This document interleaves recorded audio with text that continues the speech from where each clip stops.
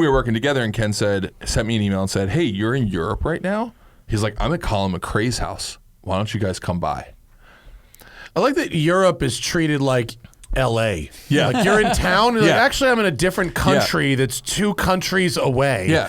But realize, like, at this point in my life, like, I just figured that, like, my driver's license in other countries didn't matter. So I was like, well, if we do 140, yeah, we could be there in 9 hours. You like, do the math. And we, like, drove to, like, Holland, got on a ferry, took a ferry to Scotland, got to customs, and we're sitting there in a car that, like, we have no real paperwork for, and it's in German. And these, like, Scottish dudes are like, "What are you here for?" And I'm like, "I'm going to Colin McCrae's." And they thought I was like, I mean, that's like coming to, like, you know, to the U.S. in, like, the 90s. Donna's house. Yeah, and I'm going to see Dale Earnhardt. Yeah, yeah. Or even, like, I think it's even bigger than that. It's like coming to here in the 90s and saying you're, like, going to Michael Jordan. You come to visit Michael Jordan, right? Like, that was the level of it. And they just had this huge laugh.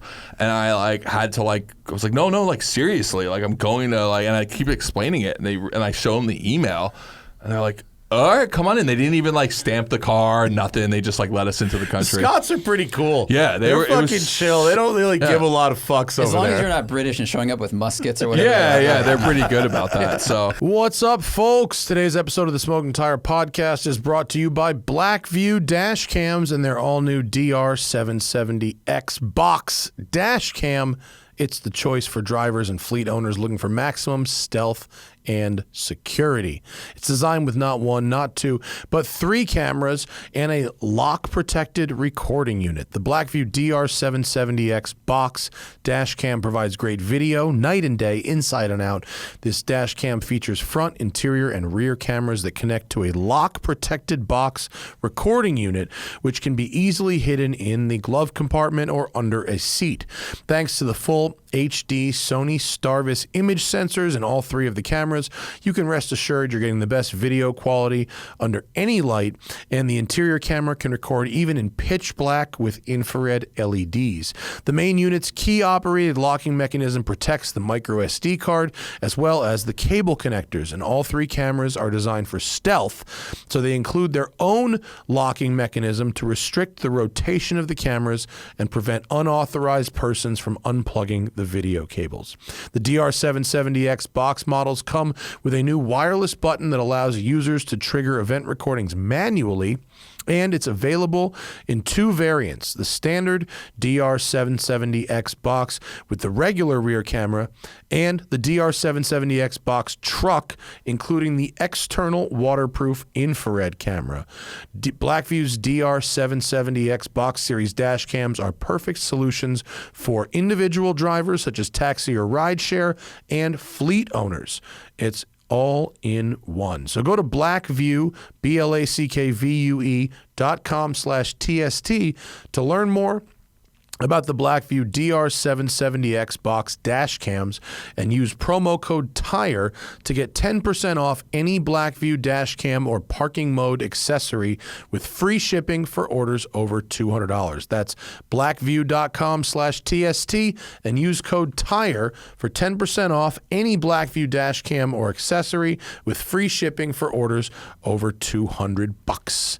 Also brought to you today by Off the Record. Listen, if you get pulled over and ticketed, do not plead guilty.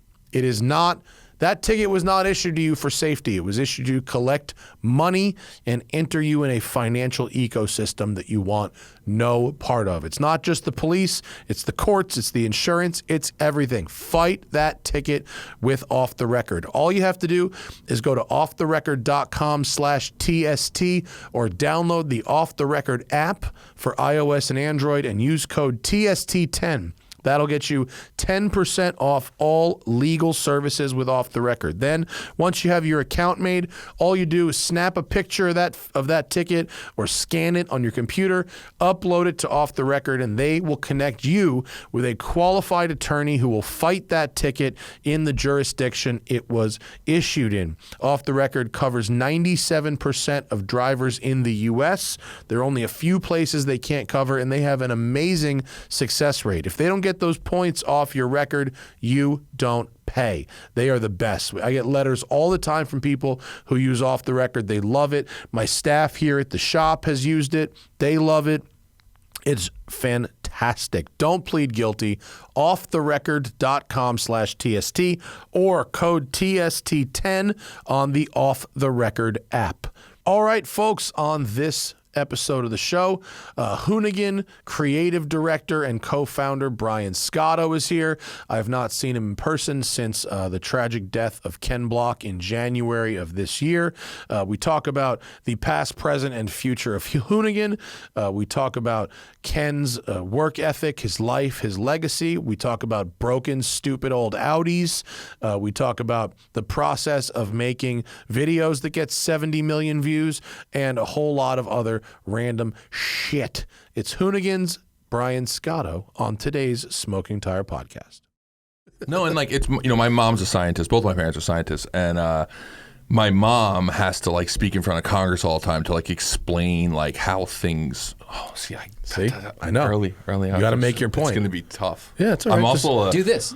but I'm also Italian, so like I clap, I talk, just all this like. This will be over there by the end of the show. That's okay. Up in the air. Yeah, a lot of fucking this. It'll look great on Instagram on mute. So, but my mom like gets furious because like she has to go talk to Congress on like laws around medicine and science, and it's like she's like they do not understand. Yeah. They don't have a basic understanding of science. I can't even explain to them the level at which like we're working at. Yeah. And then they're saying they're just making laws based on random shit. Yeah. You know what lobbyists tell them they need. Yeah. Pretty much. What kind of scientists are your parents? My mom. Well, my dad's retired now, but my dad was a biochemist.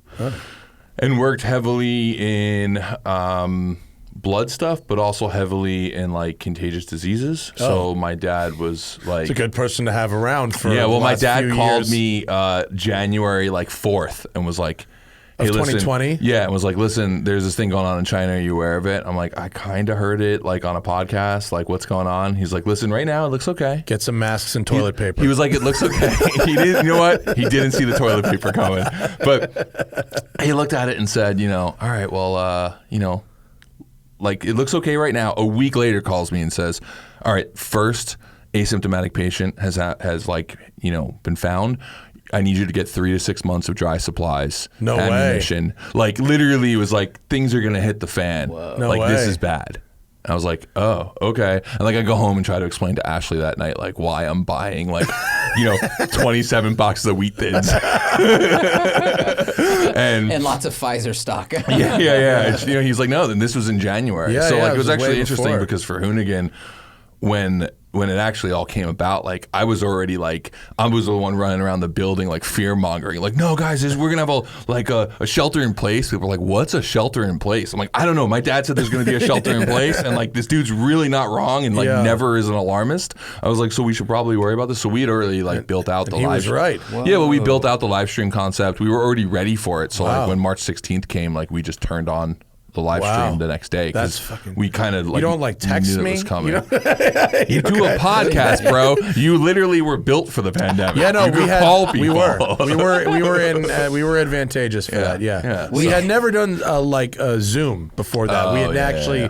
we had to figure out how to do remote shows. Well, we did the whole live quickly. stream over Zoom. Yeah. The whole thing we just figured out. And like we just built a face that you didn't realize we were on Zoom. We just built Yeah. like a screen in front of it. We were like a boat manufacturer, and you were Noah, and you're like, I'm going to build this boat thing. And we're like, yeah, we already got that. You got like we got arts boats. all- We got yeah, boats. we got tons yeah. of arts. Yeah, no, we had like a month of panic, and then we were okay. Yeah, no, I mean, there was still a lot of fucking. You know, it was panic. terrible, but like Yeah, in yeah. terms of In the just end, it worked out. narrowly defined as our career, it was a month of panic. Yeah, I'm and happy then I we were- wasn't in the event business then. Oh, dude, yeah. Yeah. So, but anyway, I don't know where that was going, but yeah. But Science. my True mom's a belief molecular. the belief in the nuance of science. Is Yeah, where you're talking. and my mom's a molecular biologist, and she's worked mostly in cancer research, and is mostly worked around like things like lymphoma, Hodgkin's lymphoma. She's actually part of the research that found the cure for Hodgkin's and things wow. like that. Wow. So That's crazy. Yeah, now she's vice chancellor of research at Rutgers University. Oh, yeah. wow. Yeah, so they were super disappointed in me when I told them I was going to become a car journalist. Yep. They were like, wow. My dad literally, when I told him I was dropping out of engineering,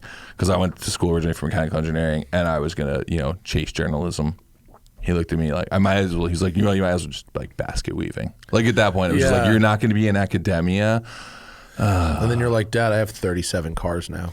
Yeah, I don't know if that's the part he's proud of, but I remember the first time I drove a Rolls-Royce press car to the house was like... That usually will do it. All right, this is kind of cool. Like, this is cool, yeah. Has your dad ever been around you when you were approached by fans? Yes, actually... That one will do it, Hold on. Not only was he there, but it serviced us.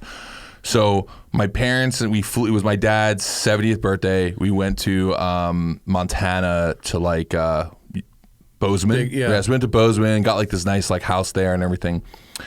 And we flew in like an hour earlier than my dad did. And you know, my parents get in, like I meet them at the gate. My dad's like, "Well, why didn't you get online? Like you don't have the rental car? Like why didn't you get online for the rental car?" And I was like, "Oh well, I just was fucking around on my phone."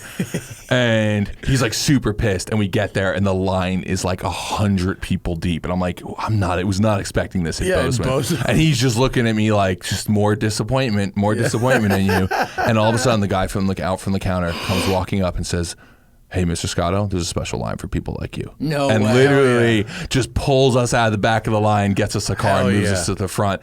And my dad was like, "What? Like, do you have like some? Is it like a frequent flyer thing?" I'm like, "No, it's time for you to be proud of me now." Yeah, I was like, "No, it's the internet, Dad. My fame has added value to your life." And that was the moment where he was like, "This is awesome." Like my mom, on the other hand, loves it. My mom will be like, "That's funny." You know, my mom will just be like, "I'm his mom. I'm his mom. Like 26 hours of labor created that." You know, like she likes that. But yeah, no, that's really funny. While you were directing or doing any, you're like, high level creative stuff. No, I keep meaning to bring them out for something like that, but they haven't been for that. But I mean, they got to watch the Gymkhana files, so I think they that's a good BTS. At this point, it's like 15 years later. But like in the early magazine days, my parents were like, "You make how much a year? Like, why are you doing this? Like, you could just go live in Section 8 housing and be better off than you are working in the magazine." Well, you started business. with a magazine, which like at least they could understand like the concept of a magazine. Right. When I went straight from a brick and mortar business to YouTube, it was like 5 years before they had any idea what that was. They didn't understand that concept at all. Yeah, it was interesting. But now, no, I mean, they're like, I'm now like the hero of the family, which was great because I had my like, because the rest of my family is like academia. My uncle who was the original black sheep, like started like a tech company in the bedroom and like, was a millionaire by hitting like his early 20s. But everybody else in the family was like first generation college and we're like, we're going to go to college and we're going to be the best at it, So it was like, I'm one generation removed from people working in a warehouse, and my parents were like, back to the warehouse already. That didn't work out well, Now you still work in a warehouse. I know. Your warehouse. Exactly. It's a very dope warehouse now. Yeah. But still a warehouse. Yeah. So, That's wild. That's great. Yeah. It's good to do the different thing and then also be, perform at that high of a level. Yeah, and that's like I've always thought like that if you wanted to make the kind of living that like a lawyer made or a doctor, but at the fun thing, that you had to actually work subtly harder than the lawyer or the doctor. Oh yeah, that's for true? Sure.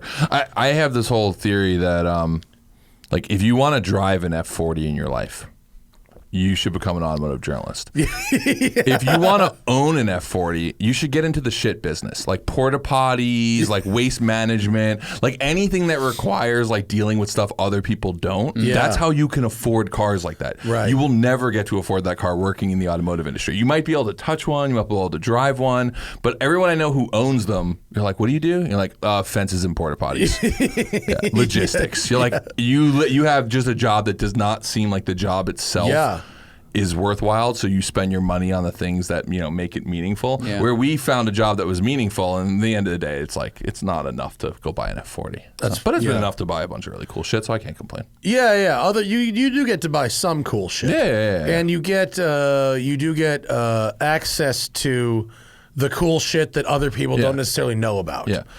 But I worked an 80-hour week to avoid a 40-hour work week, like 100%. An 80-hour wew in a hoodie to avoid a 40-hour week in a suit. I know, And I'll do anything to not have to wear a suit to work, like literally anything. I know. I understand it. But like That's here we funny are. math. 16 hours in a t-shirt versus 8 hours in a suit. Yeah. It's got to be 2 to 1 to not have to fucking wear the easily. We're all thinking, no, we totally won. Yeah, you got to work an 80-hour workday to show up at your office at 10. Because you still stay till 10. Yeah, if but you want to show up but I didn't at have 10, to show up at 7, so it's worth staying till 10 p.m. tonight. That all makes sense. Car guy math. Yeah, car guy math totally works out. Creative guy Yeah, math. same reason I own 23 cars. 7 of them run. So. Do you have 23, or do you just come up with that number as a goof? No, it's 23 right now. Is it really? Yeah. Fuck. But me. I don't own anything cool. You own cool shit.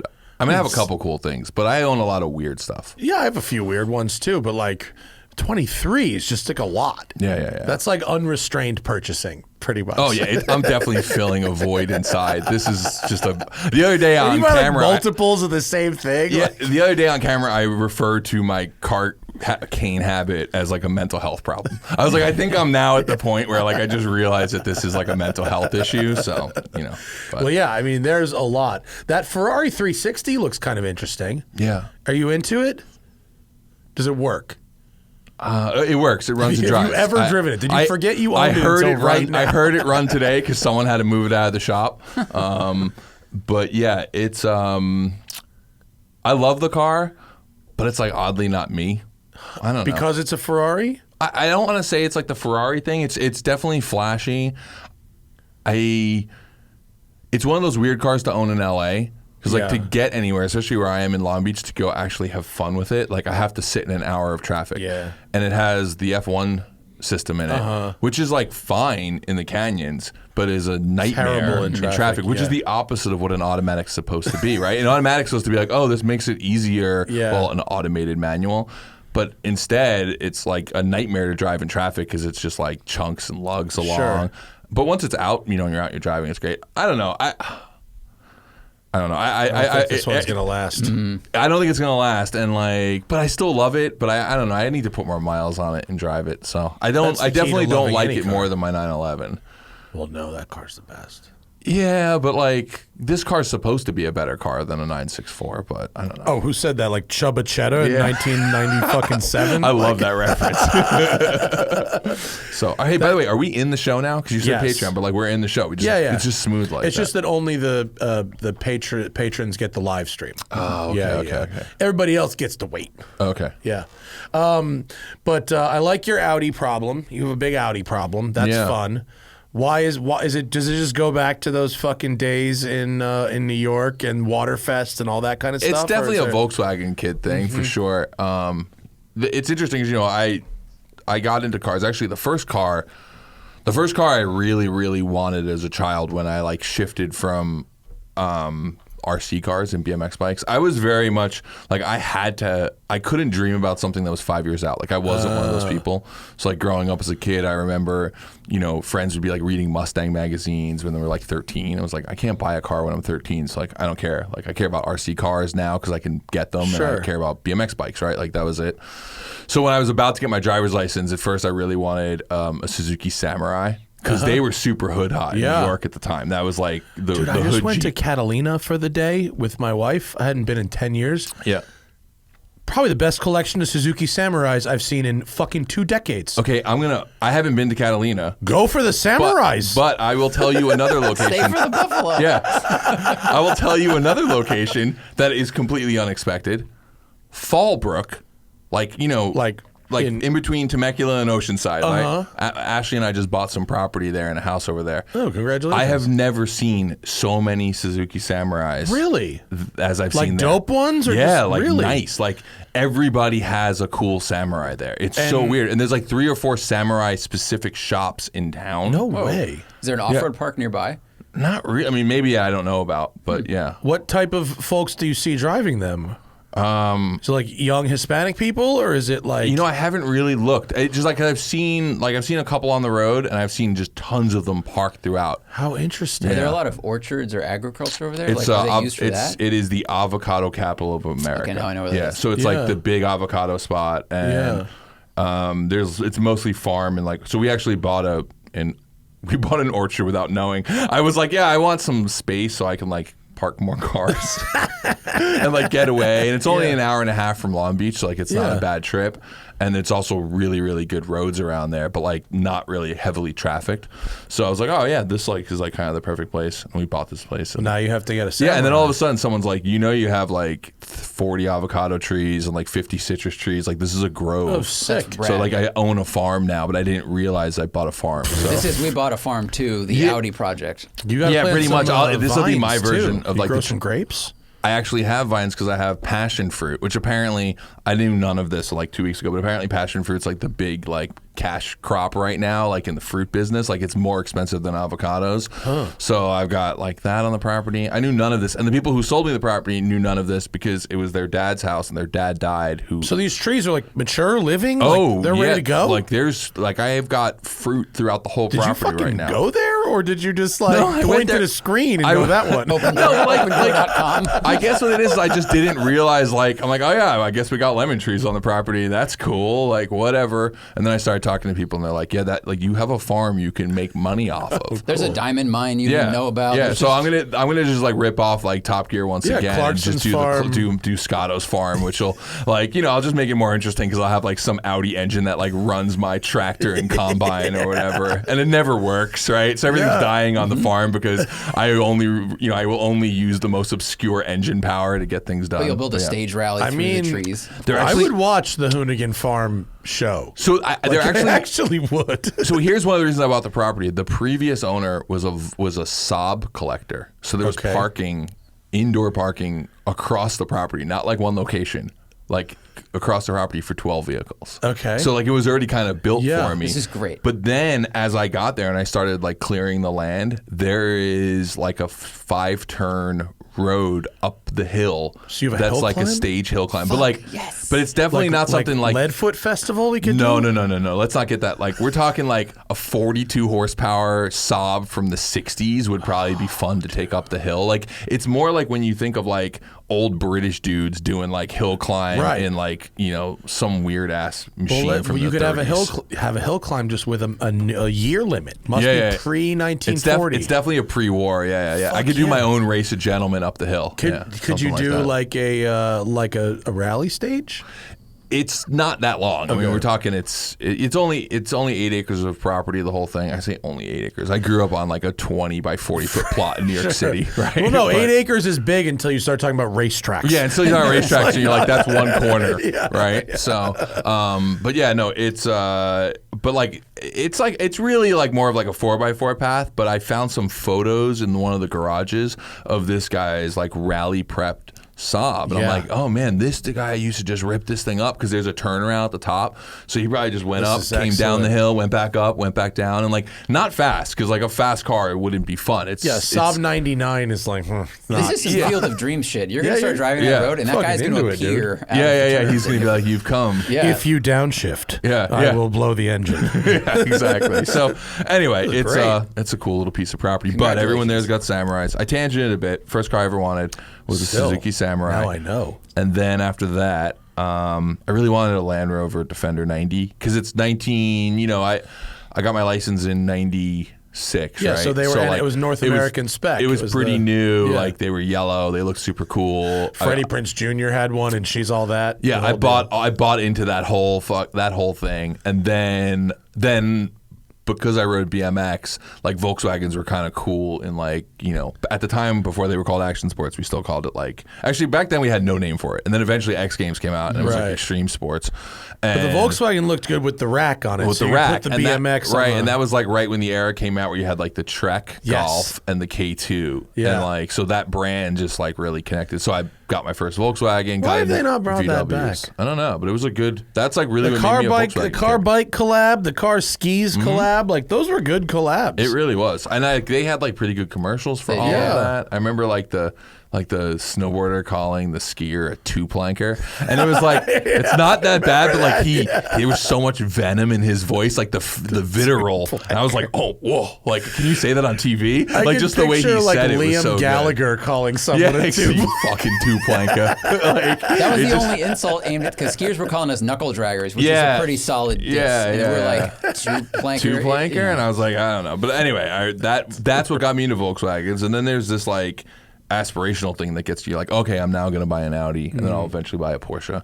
So I went and I did that, and then I got the Porsche, and I kind of like forgot about the Audi. Although it was in a garage in Queens, I was still paying rent on, even though I lived in California. But kind of forgot about that. And then the coupe this was the 90? Coupe Quattro, Coupe GT or whatever it was? it's Coupe Quattro 90. But then from there, I was like, all right, I wanted to get a muscle car. I bought that Nova. I was like way more into rear-wheel drive cars and everything else. And then I don't know, like a few years ago, I was like really wanted a Mark 1 again, like Mark 1 Volkswagen. And that's what my daily driver. I have a 75 Swallowtail that I drive pretty much every day. And I was like, I really wanted that. And then I bought that. And then all of a sudden, like, I don't know, the Volkswagen bug just hit again. And I just figured I'd just own it. So I think I got something like is so 12 cool Volkswagen about Audis right now. 1980 to 1998 Volkswagens. Something is about them is so fucking appealing. I can't necessarily put my finger on what it is. Maybe it's just the square styling or something, but something's just very appealing about those cars. I feel like, because even like the B5 that's outside, like that's like the last for me, like really quintessential like Audi gen. And I don't know, it's because they changed the motor direction and went from longitudinal to transverse later on, but like I don't know. Like I love the B7 RS4. Like you remember that? Those are great. That was a great car. I mean, I put more miles on those things than anyone in the press fleet. Like I literally drove one across America and then back to Chicago. And then I was like, ooh, that was fun. Can you let me borrow one to drive across Europe and do the same thing? And I drove from the Nürburgring 24 to Colin McCrae's house to Le Mans in a week. That's awesome. It was fucking sick. What a week. Yeah, it was awesome. great. I love that car. And it's one of those ones I was actually just looking them up to see what the price was on them the other day. They've gone back up. The move is the convertible. I know, but they only made 300. It's the rarest modern Audi by fucking far. All right, you just gave me, so part of the house thing, right, is I want a place that my parents can come out and spend time, because when they come out and they come and stay in Long Beach, it's kind of a pain. I'm always working, so like part of the idea is like they can have a space together. There. They can come out, spend time with my son. And my dad was like, we're going to need a car out there that's like our full-time car. And my father loves convertibles. I'm not a convertible You're just guy. like, mission. And I've been like thinking of like what convertible is the convertible to buy for them that I also like wouldn't mind driving, and then being able to validate, oh, this convertible, this is just my dad's car. That's the only reason I have it. I think you might have checked that box. Do they drive manual? Will they drive manual? Yeah. No, my parents like only drive manual. That's the car. Yeah. They're probably expensive. But get an that's R8 V10 convertible, get a Spec. There's that. So. It's for your dad. Yeah, but that's fucking cool. I like the idea of the farm. What's the house like? Is it all right? Yeah, it's weird because the guy was Scandinavian, but he built a Spanish home. So it's honestly like you look at it from one direction, and it's got like the classic like arched hallways, and obviously it's got like the clay tiles, and the saltillo like full hacienda, like full hacienda style. And then you turn around and it looks like you're in like a sauna in Sweden. Hilarious. Because then the other side is like the diagonal like Scandinavian woodcut, and it's like two designs in one. That's funky. I'm kind of into that. Yeah, I'm into it. It's cool. At some point you'll have to. All right, yeah, at some point now you'll we have need to to go. come out. Yeah. I have this like future idea of like my next thing in life after my next phase would be to do a podcast out there, and part of it would be you'd come and then we would drive the roads together, and then do the podcast. Or we could like farm some. Or avocados. we could farm stuff. Yeah, we could farm avocados, or I think watching car people do not car things is my favorite genre of content. Do you watch the Clarkson show? Yeah, I do. Yeah, it's my favorite thing he's done in 15 years. Oh, it's fantastic. Yeah, because he is at his best when he's fumbling and miserable. Right. And that's why the Grand Tour didn't really do it for me in a lot of ways. But like him fumbling and miserable is funny. Yeah. It's great. It's also new again, right? Yeah. Like, I hate to be the guy who's like, you get jaded on things, but you drive a lot of fast cars, and all of a sudden fast doesn't feel fast anymore. Sure. You probably get this all the time, but I had someone asking me the other day, you're like, oh, what's like the craziest like supercar like you've driven? And I was trying to explain to this person that I actually haven't driven a lot of great supercars or hypercars because I'm so tall that I actually typically didn't fit in them. So if we had a press invite, I wouldn't go out of the fear that I would get there and not fit, and we wouldn't get our article written. So I actually haven't driven a ton, but I start listing things that I'm like blowing off. And he's like, What? I'm like you know, like the 4GT, The 458 but like, Special, yeah, like I'm the like 4GT. naming like these things. He's like, "What, you've driven all that?" And I'm like, "Yeah," but like to me, I'm like, it's not the Zonda. It's not like the like you know some of the other stuff out there at the time. Yeah, So, when you get used to whatever the lifestyle you become accustomed to, you never, It's after that first Ford Granada launch, it's never been the same. Yeah, well, and your brand now today doesn't really focus on that kind of stuff. No, I mean, supercars are just, I don't know. It was just something that, like, you like supercars. Hypercars, whatever you want to call them. I like them as a concept. I don't lust for them. Yeah. I lust for the things I had on my wall when I was a kid. I mean, Fortunately, I have a lot of them, which just makes me very happy. But I think for a brand side, we're way more the like modified shitbox. Yeah. Like that's like way more like who we are as a brand. Unfortunately, as I get older, I like slower cars. Like 'cause when I was younger, I really liked the idea of fast cars. Yeah. And now it's like I really enjoy driving a slow car. Like I have these roads by my house, and I drove them in the RS2. And the RS2 is like decently quick, and it scoots.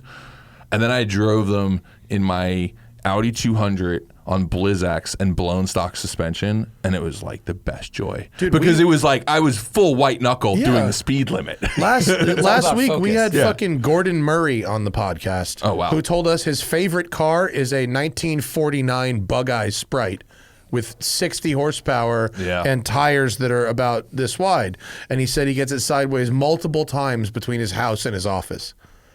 Okay. It's all about using, the ability, your ability, the car's ability. Because if you got something that's super fast and you can't go really fast on the way to work, you can't explore the limits. Slow cars fast over fast cars slow. Yeah. My Ferrari 328 is more fun to me than any modern Ferrari. Yeah, I could see that. It's great. It's a fucking awesome car. It's so fun.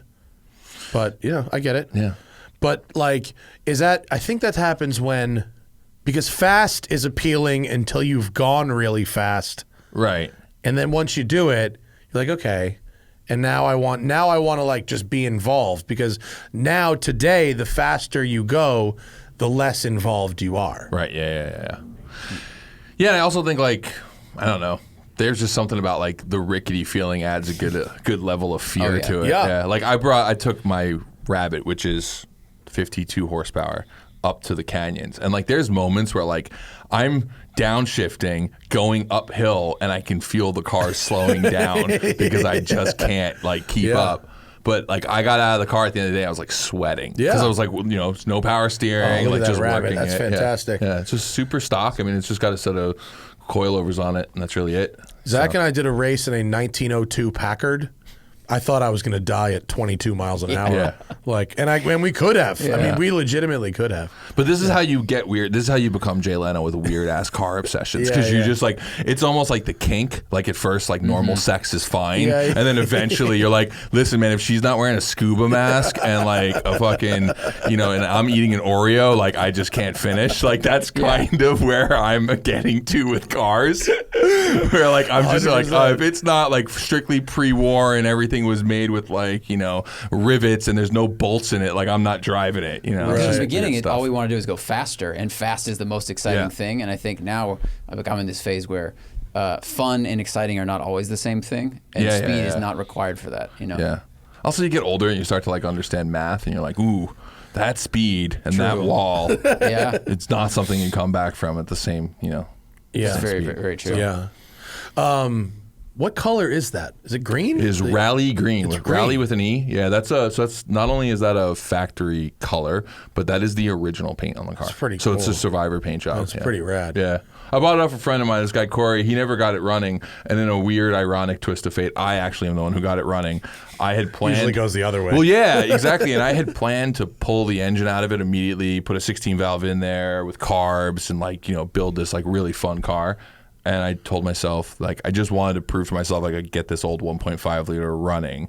And it was actually a huge pain in the ass because none of the parts are like available anymore. So I had to like search eBay for. It would be easier to build a race motor. Yeah, it would have been easier to build a race motor. And like I finally got the thing back up and running, and I was like, all right, I'm gonna drive it for 1 week, and then I'm gonna pull the engine out. That was the daylight picture. Oh, what a great color! Oh, that's up at Piuma. Yeah. So that's the pull off at Piuma. That's like the smoothest that pull off has ever been. It must have been right after the rain. Man. Yeah. It's I have ripped spoilers off of press cars there. Oh boy, That's a dangerous photo stop. I had a Brabus CLS that I took off the road there and just ripped the whole front bumper off. I'm like, Klaus, I need you to send a truck to come get the bumper. That's so fucking funny. Yeah, I forgot to hit the lift button, but yeah. So, but no, that it's great. No, it's a good. Is that a spat on the rear arch or is that rust? No, that's like a factory, it's like a spat, right? Yeah, it's like a little like rock guard. Thing? Yeah, Cool. That's pretty much everything on there is pretty much factory except it has the European bumpers on it. Yeah, so which are just it's little shorty small guys, right? ones. Yeah, the American US like 5 mile an hour bumpers are gross as shit. The full diving They boards. fuck every car up. They really did. They destroyed an entire era of cars. Whether it's like a BMW or a Mercedes, a Volkswagen, just fucking all. Although, can we talk about Singer taking the 5 mile an hour bumper and like factoring it into their 930 like the turbo recreation. study one? Yeah. Like I love that because they took something that was such an ugly element to US cars and like just they made it kind of cool. It cool. Yeah. There's a close up there, right there. Yeah, Zach, there it just is. they're on the rear, with the little picture up top center. Yeah, that. See how they made that little they embraced that element where it would be the accordion thing on the stock car, and they just molded it nice and tight, but with that what do you call it? I feel like this was a bet. I feel like somebody was like, "Hey, I bet you can't make that shit look cool." And it's like, "Oh, you want to see? And Rob you want to see? It's going to cost millions, but we're going to do it." So that is some fucking business. They did it in the front too. Yeah, they did it in the front. I've always liked Singers. I remember when the first one came out. I mean, that was when I was still a journalist, and we were like, "Wow!" It was that orange color one that they released. That's Rob's car. Yeah, and that was the one that you're like, "Well, this is amazing." And then a bunch of them came out. I wasn't paying attention, and then this came out. I was like, "Okay, this kind of does it for me." They all do it for me, but like this one really just stood out when I started at Luft. So, this one, it's like. Because the other one, the original Singer, is sort of like, let's take a best of greatest hits album of all the 911s of the last sort of 30 years and stick them together. Yeah. This one is like, let's look at one moment in 911 history and then make it modern from there, which is actually more like what Gunther Works does with the 993. Yeah, I could see that. Yeah. And it definitely plays to that 80s era, 100%. Like, that look. And I think that was sort of, I don't want to say like, it was kind of I feel like the SC, like when everything was blowing up, the SC was kind of the forgotten one, right? Like everybody cared about the super old cars and long nose, and then the 964 out of nowhere became the car everybody wanted. Yeah. Although I do own a buyer's guide from 1987 1990, like 2 or something, and it said that most likely the 964 would not go on to become a collector's car because of the plastic bumpers, and it was really just the end of the generation, and it's not gonna, and like this whole thing, and it's like this is like while the 964 is new. Yeah, they weren't reviewed that favorably. Yeah, and they were like, this isn't the car. Yeah. This isn't going to be the car. Yeah. And when I had a friend who was like my friend's older brother when we were in high school. And we were the high school kids that were into cars, and the older brother had a 964. He was like a college kid. Yeah. And he wanted us to sell it, and it was a Carrera 2 with like 40,000 miles on it, and it would have been about 8 years old at the time, and he wanted us to get $26,000 for it, and we couldn't get anyone to buy it. We sold it for $20,000. Well, I bought mine 911 turbo 965, right? Yeah. This is the early 964 turbo, with an Andy Al dealer applied package, right? So that's intercooler, turbo upgrade, all of that, with 40, I think it had like 44,000 miles on it when I bought it.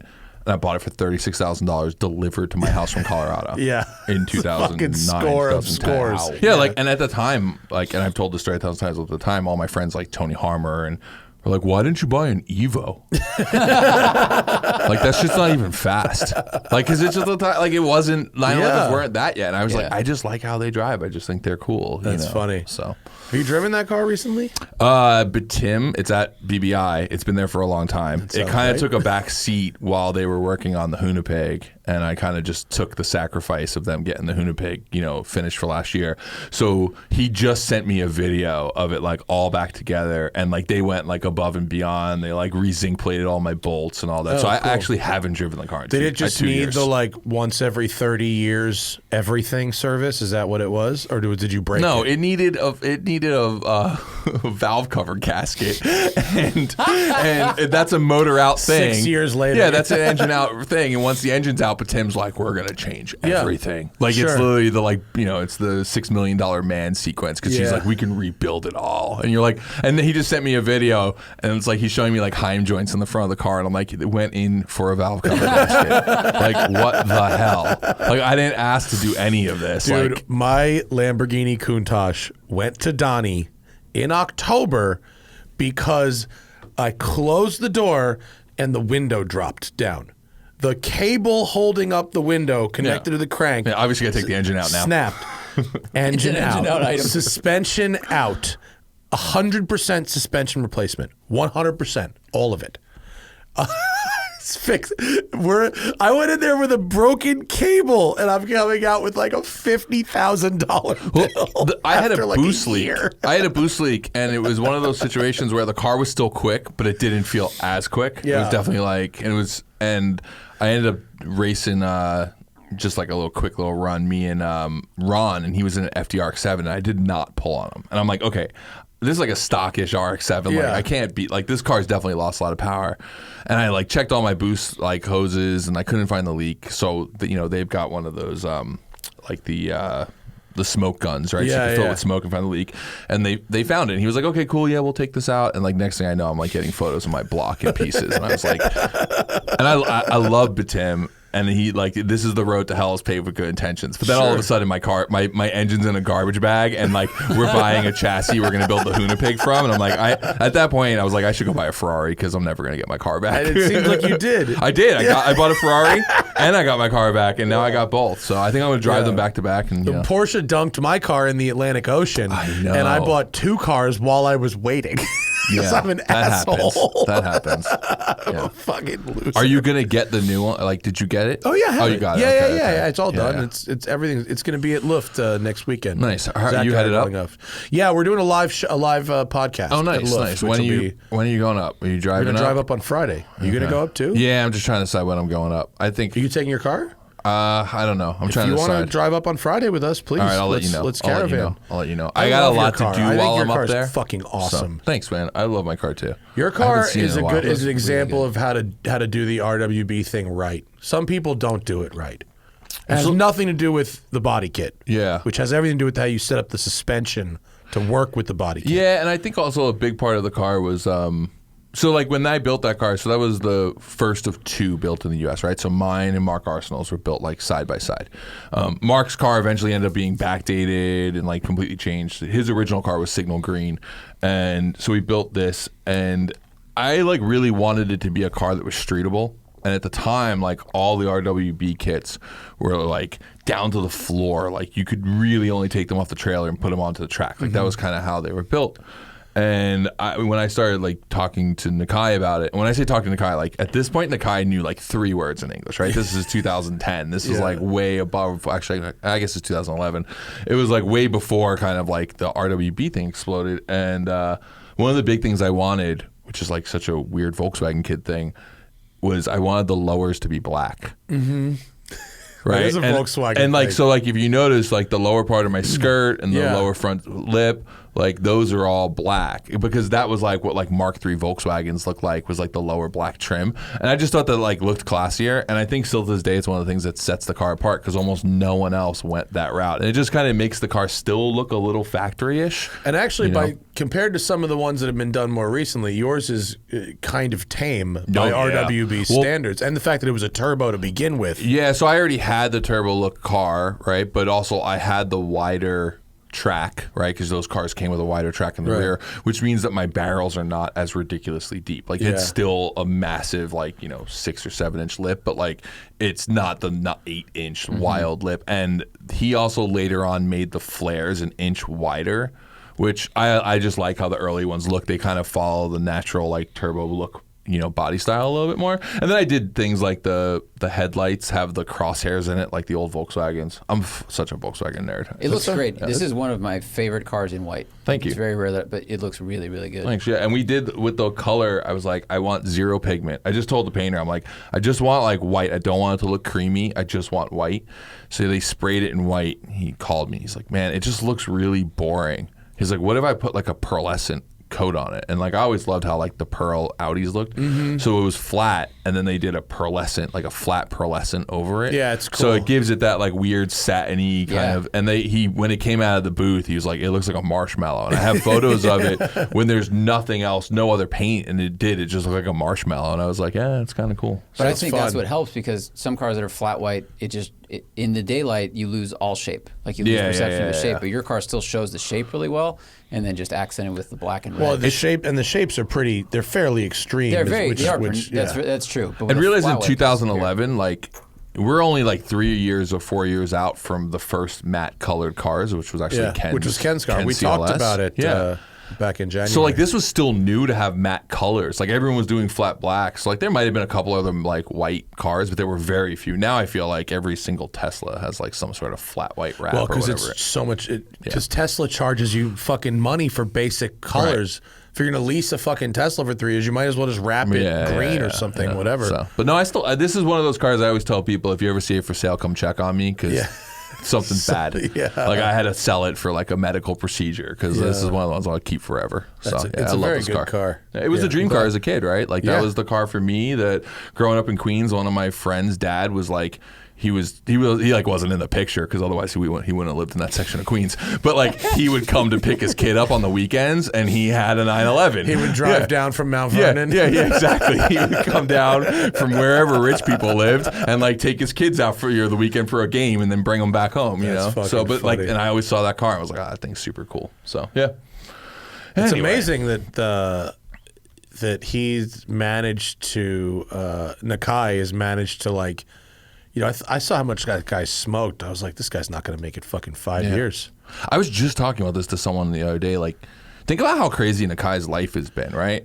So he starts by like doing RWB kits. Like I think the first one was really on a Corolla, right? On like a A86, right? Oh yeah, he starts with that, like kind of in the drifting world, and then gets involved in kind of like the Porsche, like racing scene there. Starts building his kits, gets sort of noticed by some media in the U.S., right, including 0 to 60 magazine, which is how I created my connection with him, and that like kind of explodes, and and now all of a sudden like he spends his life on the road. Yeah, he's like a touring musician. He's like he's like every time you're like, oh, he's in he's at Rawelt, Hungary, he's at Rawelt, Australia, he's just Malaysia, crazy. And it's like it's crazy. There's this massive Rawelt community, which by the way I do not belong to at all. Like I don't know anyone really in there. My dad used to travel all over the world, look at factories and go to meetings and stuff, and he was in that manufacturing and retail business, and I wonder if Nakai just goes from airport to shop back to airport. Like, does he hang out and do tours? No, he doesn't. Because I'll tell you, because I was when my car was built, it was built at the Fat Lace Paddock, which is in San Mateo, just south of San Francisco, and. I flew out there. I knew Mark from like the internet, but I didn't really know him that well. And I said, hey, Mark, can I come up there while they build my car? Like, I want to document it and so on. And he's like, yeah, sure, whatever. And I get to the paddock, and it's like just me and Nakai. Like, there's no one there from Fat Lace or Illis. Like, I'm just hanging out by myself with Nakai. Nakai and I don't speak the same language. Yeah. And eventually, like, it was cool because Nakai was like, well, if you're going to sit here, you might as well help me work on your car. So I like helped, Nakai like cut my fenders off and stuff.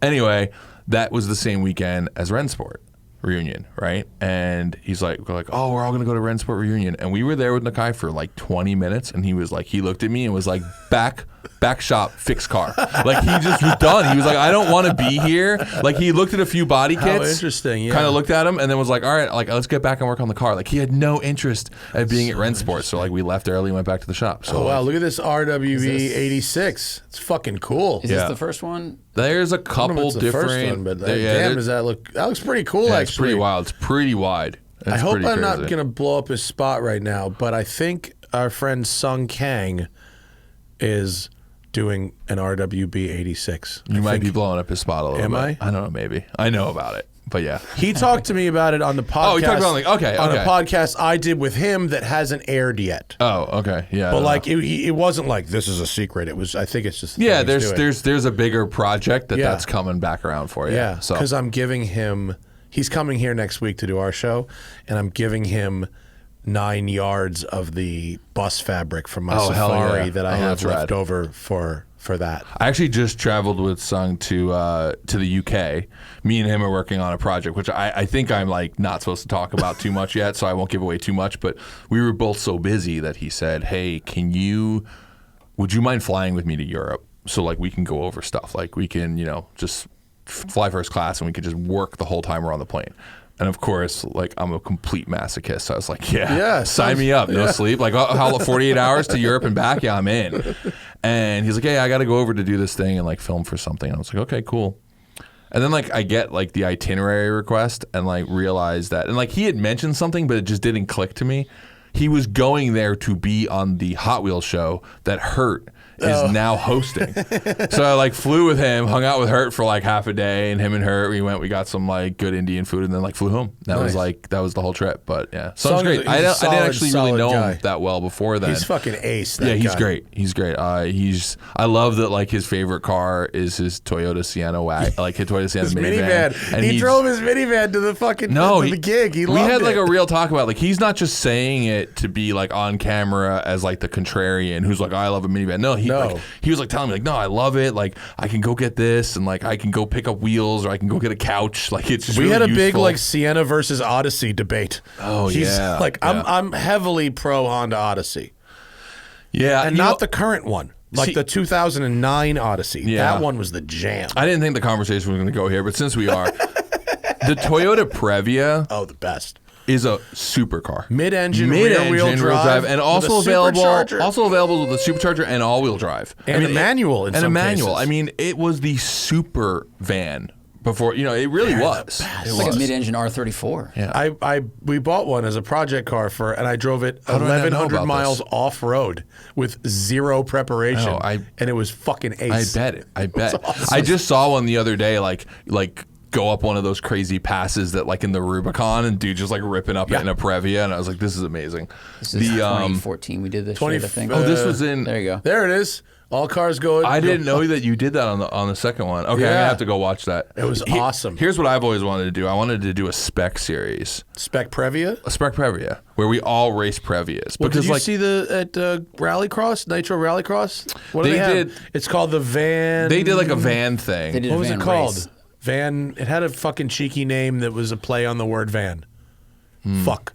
Anyway, whatever. I saw it because I was like, oh yeah, that's a cool van race. But Van Prix. Van Prix. Oh, it's a good name. That's a good name. It is a good name. And a good name means so much. It gets you so far. It really does. You are the legend when it comes to naming things. Me and Ron, because Ron's heavily involved in the naming, we call ourselves the Naaman Brothers. Oh, that's very good. Yeah, but like NAMAN or something. Like the Naaman Brothers, and like that's our whole business is like just naming things. But no, Van Prix is a good. That's name. a good one. A good name. I don't. That might have been a Jared Deanda-ism.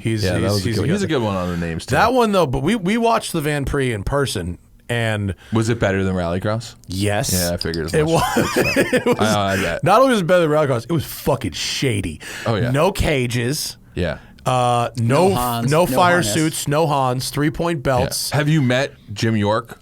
Who runs? No, is it like he was the reason that all happened because he was at Pit Viper and now he's at Dixon Flannels and he's just a madman. Like he's just lacking. Dude, someone fucking cartwheeled one of those vans and it caught fire. Like it was.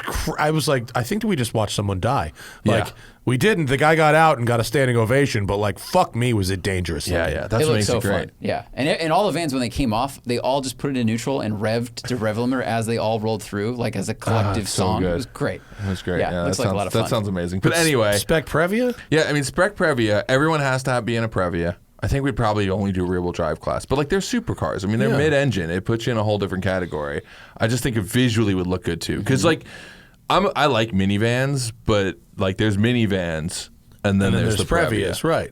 Like, because there's like that, and then there's also like the Vanagon Synchro. Like, it's a minivan, but like it's in a league of its own. Everything else is kind of in the same group. Have you seen the Dodgy Bonds, the Dodge van racing? I've owned a Dodgy Bond, but I didn't fully Dodgy it though. I wonder if you could do Dodge versus Previa like as a bracket. I mean, you know the whole history on Dodgy Bond, right? Yeah, like I love it. I love it because it's such a me thing. Like, you bring your motorcycle to the track, you know it's going to break, so you also build your van that you brought your motorcycle to the track in to race because you're probably not going to get more than 3 laps on your bike. I've seen the same theory applied a ton at bracket drag racing, where the tow vehicle is always ready to do pulls when the race car breaks. That's how diesel truck racing became a thing. Was like, oh, that broke and I've already paid for the day, so I might as well run my truck. Or your crew is there too, and you want your crew to have fun, so they run the truck. Yeah. So I think Previa Pre needs a better name than that. No, we got to work on it. I don't want to give it away here though. But there's also there are no Previas left that have like less than 500,000 miles. Those are the good ones. Those are the good ones. It's like the most miles. It comes with like the beaded seats. It definitely has like the New York cab beaded the massage seats. beads. Yeah, The one I bought for that project for $1,300 drove absolutely flawlessly. Was it all-wheel drive or rear-wheel drive? Rear-wheel drive, automatic, 300,000 miles. Great seats, amazing greenhouse, fucking ace, dude. Not bad at off-roading They either. look cool too. Oh yeah, especially if you do like the Panda livery on them, like you got like it's like an '86. You do the same, like black on the bottom, white on top. They just look really cool, and they make kits for them and stuff too, which is great. So great. Is there a JDM one that's like easier to get? I don't know. I don't know. But I like where your head's at. Yeah, I just think Previa sounds. Would it be half dirt, half tarmac, or all tarmac? I think it's all tarmac. This is like a higher class of driver. I think it's not. It's like we want to lift it up, but it's more like the Formula One crowd. I think is what we're really looking for. Maybe we here. need to start at the Avocado Farm Hill Climb. There you go. Yeah. The I like Previa that. pace car. Yeah. So great. I think that's one I've always wanted to do. I just like how they look. But I don't know. Part of the idea though, because it's an endurance race, right? So I'll give you the whole concept. It's the Previa, whatever. It's a spec series. It's an endurance race, and your entire crew and all your spares have to travel in the Previa with you. Okay. No trailers allowed. So like you're doing laps and you pit. And like you got to. You mean the team is in the fucking van? Yeah. So like when you're pitting, like your dude in the back right corner has the jack, and the dude in the left has the tire, and like they get out, and like this you is like just carry Dakar. everything in it. Yeah, exactly. It's like rally style. You got to bring it all with you, but you're on a circuit course. And then do they fire drill and dangerous. change like every time they pit in? Yeah, and that's how you do driver change. So like you get out and you take off front left wheel, but like you carry all your tools. I don't know if we have to carry tires. I got to think through the whole thing, but I think you might make them. Imagine the third driver by then is already like sick, so he's already just. Yeah, you probably can't carry fuel. I'm sure there's not a racetrack in the world. It'd be like something by out the of way, Always Sunny in 50 Philadelphia. gallons of fuel in the back of the wild card. But like, so I think that's interesting. So that would be the idea, right? So you have 4 seats. Yeah. Right. Race seats, of course. Right. Like we're a serious organization that cares about safety, at least 4th on the list. Where's the so you have floor 4 race jack seats, and strapped? then and that's in the back. So in the back you got like 4 tires, you got your jack, you got your thing. So like you pull in, and then like everybody gets out of the car, and they got to pull all the equipment out of the back and like get the car lifted, and then you got to get the old stuff back in the car, strap it down, just like a rally. Yeah. Because like people don't realize how frustrating that is for drivers. Like I've watched someone losing time and they can't get the ratchet strap to go. Yeah. But realize like if you're not like fully buckled back in the car, like you get you can get like fined or timed, or time penalty. And then you have like no assigned pit stalls. Right? Yeah, Because who cares? All your shit's I think you have to stop in the pit. Like you can't just stop. Although maybe you could. Like if we could find a track that would allow it, like pit anywhere. yeah, like Rutskogen, like where they have what do you call it, Gatville, and like they probably would let that shit happen. Like you need to have a place that's like, you can just pull off the side of the road and just change a wheel here and get back on. So, but just think of like it adds to the excitement, because driving in a car by yourself is fun. Driving in a car with 4 friends who are all shitting on you for how you're driving or whatever. Great idea. And then like everyone's calmed, right? Yeah. So everyone's talking to each other. Yeah. I This think is pretty. 3 backseat drivers in the middle of a fucking race. Yeah. No, it's judging. It's slow, but it's entertaining, right? Oh yeah. Yeah, for and sure. the banter would be great. Yeah, the banter's fantastic, and then like you add something to it, like the guy in the back gets the nitrous button, or stuff like that. That is great. Now That's like we're when you have like the driver now we're controls the talking. steering wheel and someone else is on gas and brakes. And Yeah, and shit. actually, the guy in the front left has the steering wheel, and the guy in the front right has Yeah. gas and brakes. Yeah, a thing we used to do. I won't say. Cletus's track is where we do this. By Yeah, the way. no, that's actually Cletus, but it's just an old. I guess he could set up like a Roval. Yeah, or he can something. make it. He can make an Infield. Yeah. infield course. I think. Yeah, you can see that. By the way, did you see the photo of the Danger Ranger crash over the weekend? No. that they had. It's on his. It's wild. Was it who was driving? I think everyone's okay. Okay. I don't know. I didn't go deep enough to see what happened. I just looked at it and I read the thing just to make sure everybody was like This is safe. very in the air. Yeah, this is. I saw this and I was like, oh man, that's. You think about this when you try to do. Holy shit! Yeah. Yeah, Wow, at first, that's a car above another car. One of the comments was, "Is this Stadium Super Truck?" Because it looks like Stadium Super Truck, like at Long Beach. It looks like it. Yeah. Holy shit, that's crazy. Safe to say that Garrett says this is the one and only Danger Ranger on dirt at Bristol. That's fucking nuts. Yeah. Wow. I don't know who has the worst deal here: the car in the air, or the car rolling. I think the one. I'd rather be in the air than rolling. I'd rather be rolling. They're gonna have way more spine compression coming down from that. That's probably true. That I is mean, not rolls actually aren't bad. It's like a physics thing. You Yeah. like disperse energy as you roll. It's stopping. As long as the cage is good. Yeah. Yeah. But that Ranger is about 7 feet in the air. Yep. That's a big one. Yeah. Holy shit. The one thing I do like though, counter steered into the land. Like they are. That is give them the Colin McCrae award for preparedness. Right, like they are in it. That's pure full muscle opposite memory. lock in midair. No, that's muscle memory. That driver, he do you felt know- the yaw and he went, I got to counter, and it just did. Oh no, he's in it. He's like, I'm just staying in the line. Yeah. Do you know do you know that Colin moment at X Games? I was sitting right there when he rolled, and he was racing Travis Pastrana, and he rolls on like the second to last corner or something, and as he's upside down, I was sitting there and I hear him engage first gear. I remember and that. I remember being like, this guy is something else. Like he just engaged first upside down. Yeah. You just clunk, and it was like, and then he hit the ground and just went. There's the video from Pikes Peak this past year where, thank you again for your parking space, by the way. But when, who's the guy's name who rolled the fucking Ultra 4 buggy?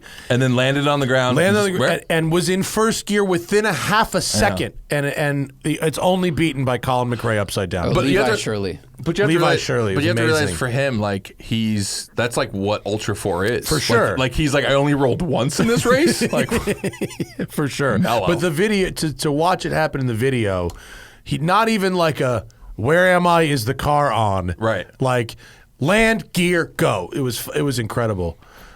Yeah, it just McCrae having upside that like down. cognitive level of like something bad's happened. You're like, oh, I need to find first gear. Yeah, I mean, if you can be rolling a car and think about think about the rest of the race while you're rolling, it's like fucking. Yeah. The minute a car starts to roll, I just grab the harnesses. I'm like, we're going for a ride. Where this guy's like, nope, I'm gonna think my way through. So you knew Colin McCrae though, a little bit, right? I did. Yeah, I actually had dinner at his house, which was like such a surreal So when you went to his experience. house, like in the RS4, like he was there. Yeah, and actually he had the exact same RS4 I showed up in. That's baller. He had the exact same RS4, except he liked the wheels on ours more, and he was like, can you swap those wheels out? Like it's a press car. It's a I press don't car. think so. He's like, exactly. Can you give me those wheels? He's like, I'm cool with it. Yeah. I'm No, famous. so this was, it was sadly 2 months before he passed away, but I was traveling in Europe. The concept was, it was an article for 0 to 60 magazine, and we wanted to compare the 24 hours of Nürburgring and the 24 hours of Le Mans. Which, have you been to either of those? Not in person, no. Okay. So Le Mans, especially if you're like in a hospitality suite, I mean, it is just like you might as well be staying in a hotel, right? Like I was there with Audi, so I had like a room I could take a nap in. You know, it was like all the best food, right? There's like, you know, when you walk in, it's the name of all the chefs who are there, right? And it's kind of impossible to walk the whole track, so you just kind of see some of it. Where the Nürburgring is just like a whole, like once you get out of the F1 circuit, it is just like people building these like makeshift tree stands and like barbecues and like, you know, just like everywhere is beer, like just every you're walking and people are just handing you like steins to drink out of. It's like Sebring, right? Sebring, like the infield is hoity-toity and the outside is like trashy. That. Yeah. It's like that, but it makes Sebring kind of tame because realize, you know, it's like 14 miles of this that you're walking. So every area has like a different zone and there's all these different sections. It's a fantastic race to go party at. Really a lot of fun. And so we wanted to compare the two, right? Like the party of the Nürburgring 24. And this was, you know, 2008. So like Nürburgring is like about to hit peak moment in like the Viper, like, you know, lap times. But like it was still... When YouTube lap times became a thing, it was like 09, like right. GTR, ZR1, Viper. Yep. So it was right before that hit. So we went there to go do the Nürburgring 24. I mean, this is when Nürburgring was popular because you played it on Gran Turismo. Right. Right? Like it hadn't really crossed over to really paying attention to like, oh shit, we could go there and set a time. So we went there to watch a 24-hour race, and then we were like, okay, we're going to drive from Germany to, you know, France to go to Le Mans. And as we're on that trip, Ken, this is pre kind of like real social media, but somehow Ken figured out that I was in Europe, and this was before I was working for Ken. I was at 0 to 60, but we were working together, and Ken sent me an email and said, hey, you're in Europe right now? He's like, I'm at Colin McCrae's house. Why don't you guys come by? I like that Europe is treated like LA. Yeah. Like you're in town, and Yeah. like, actually I'm in a different country that's 2 countries away. Yeah. But realize like at this point in my life, like I just figured that like my driver's license in other countries didn't matter. So I was like, well, if we do 140, yeah, we could be there in 9 hours. You know, you like do the math. And we like drove to like Holland, got on a ferry, took a ferry to Scotland, got to customs. And we're sitting there in a car that like we have no real paperwork for, and it's in German. And these like Scottish dudes are like, "What are you here for?" And I'm like, "I'm going to Colin McCrae's." And they thought I was like I mean, that's like coming to like you know, to the U.S. in like the 90s. House. Yeah, I'm going to see Dale Earnhardt. Yeah, yeah. Or even like I think it's even bigger than that. It's like coming to here in the 90s and saying you're like going to Michael Jordan. You're coming to visit Michael Jordan, right? Like that was the level of it. And they just had this huge laugh, and I like had to like I was like, no, like seriously, like I'm going to like, and I keep explaining it, and I show them the email, and they're like, all right, come on in. They didn't even like stamp the car, nothing. They just like let us into the country. Scots are pretty cool. Yeah, they're fucking chill. They don't really give a lot of fucks over there. As long as you're not British and showing up with muskets or whatever. Yeah, they're pretty good about that. So anyway, go in and we drive to Colin's house, and Colin was building at the time a vehicle that he was calling the R4. And he had this whole concept that he wanted to build. He thought rally racing was too expensive. It was really difficult for people to get in, so he wanted to build a spec car. So he was building his own McCrae R4. Was that where the Ford R5 like came from? That spec? No, kind of the R terminology, which is now rally, is basically what WRC referred to as different classes. It's really confusing. Okay. It used to be like you have like now it's like R1, 2, and 3, but there used to be like Rally 5 and like Rally 2, and it's kind of like all over the place. Okay. But I don't want to get into that. No, I don't want to go down that rabbit hole. No, yeah, it's a rabbit hole that like we've just lost 90% of the listeners to because it's a weird, you know. Yeah. Anyway, so Colin's working on this car. But he wanted to work on this car, and it had like a Millington engine in it, right? Like this. So he was testing it at Knock Hill. So like, you know, I get there, and like I had no idea what we were going to do. And we show up first day, like boom, jump in his helicopter, fly to Knock Hill, and get to watch him test this R4 with Ken, right? And like they're just ripping on the course. And then the next day we get back, we wake up in the morning. Like, was Ken even really driving at that point, or was he just kind of a passenger hanging out? So Ken at this point was on the Subaru team. Oh, okay. And at this point, X Games has already happened. Okay. So, because I had met Colin for the first time, I was reporting for the WRC. And I was at X Games as the like WRC reporter for X Games, and so I met Colin during all that and interviewed him, which by the way, Colin was such a fucking pisser. I said to him, you know, I was just asking him questions, and like, you know, for me, I grew up on Speed Vision, right? Mm-hmm. So before it became Speed Channel, right? And what is it, Velocity now or whatever, I don't even know. But when it was Speed Vision, you could watch WRC in the States. So like this is the 90s, and Colin McCrae is like the dude. So like he was this guy, and I loved rally, but rally was just like such a European thing. So Colin comes over, and I was just like, this guy's like the coolest dude in the world.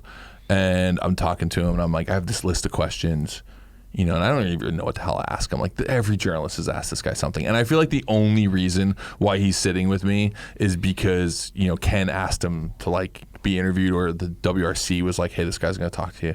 So I said, hey, Colin, you know, every photo that's ever been taken of you, like, what's your favorite photo? And he's like, oh, I'm happy you asked me this. There's this one photo where I was coming around and a photographer was in the road and I hit him. And he's upside down and the camera's in pieces. It looked just like the camera around your neck. And that's my favorite photo. And I don't even know if this exists, but he was basically just being like, I hate journalists. Does Google have it? Let's just take a quick look. I don't even know if this exists. I never actually looked. But like, Colin McCrae hitting the way he was positioning it was basically like, you're a journalist, and this one time I hit a journalist is my favorite moment. Yeah, he looked just like you. Yeah, he looked just like you. And he asked me a stupid question. His name was Brian, too. Yeah, and it's like just that dry humor, and then he just kind of gave me that little side eye, and I was like, you know, like, at that time, I hadn't had a lot of experience with like real Brits. Like my best, Tony Harmer's British, but he's Americanized. But it took that experience of dealing with people like Derek Dauncey, that like just the dry level of their humor. Like you just never know if they're fucking with you, if they're not. Like there's just so many things. So I still to this day have no idea whether or not he actually hit somebody and this is a real thing, or he was just saying it to like troll me. So that's pretty funny though. But anyway, so I'm there now at his house, you know, 3 months later or whatever it was, and you know, we did that, and then the next day, like we're like ripping rage buggies, which was like pre UTVs, cross cart, right? like cross cart. Yeah, they were called rage Those buggies. things are fucking great. And yeah, they were so much fun. Have you driven? Have you driven the Sierra cars? I haven't driven a Sierra. I drove the cross cart one that like Bucky has. I drove it. It was fucking amazing. It was so fun. The Sierra car is fantastic. It's really good. Actually, I don't know if this has been announced yet. Maybe I shouldn't talk about it, but whatever. No one listens to this show. Yeah. Lucy Block's going to be competing at Pikes in an electric. Whoa. An electric Sierra. Yeah, that's interesting. Sierra, which will be pretty sick. That'll be fucking pretty cool. So she was driving it the other day and talking to me about it. But yeah, like those things are super rad. I will admit, I wish they were a little bigger. Like when I'm in them, I have this, which like is new brain, because like 20-year-old brain would have been like, send it. But like 43-year-old brain is like 5 inches of deflection on that bar, and I'm not getting out of here. 100%. Like it's just because of my size. I couldn't. I haven't tried a Sierra yet, but when I tried the cross cart brand, they had a 600, a 750, and a 1400 cc. Yeah, the Hayabusa. The Hayabusa one, and I barely got into the 750. Yeah. Barely. It was really uncomfortable, but I could do it. And the 1400 was like 6 inches longer. It actually wasn't as fun. It was more comfortable, but not as fun. And the 600 was like not even fucking close, buddy. There's a video of me on Daily Transmission trying to get out of the cross cart. I think if you actually bring it up, you'll see it, because I think it's in the first. It's like insane. Yeah, like I was like, it was that realization that if something bad happened, like I could not get out of it in time. But if you're of normal height, highly recommend it. I mean, such a fun vehicle, and if you look at the price comparison to like actual race cars. Anyway, rage buggies. So we got there, went to go rip around rage buggies with Colin, like sat at his dinner table with his kids and his wife, and you're just having this moment where you realize like this is the really cool part of being a journalist. Like no one else could get this experience. Like this is one of those fan things. If you're a fan, you'd have to pay $1 million for this experience, and he'd be mad you were there the whole time. Or to go back to the very beginning, we're talking about people that work a certain job to be able to afford the car. Right. They probably couldn't buy that experience, even if you were, and it wouldn't be as interesting. Yeah, it definitely like a top 10 kind of like cool moment in my life of like in the motorsports world. And then unfortunately, he passed in the helicopter crash 2 months later. And I don't know if you know about the unfortunate timing of that. Was we went to print at 0 to 60 the week before the accident. Oh, yeah. And the cover line was crashing at McCrae's.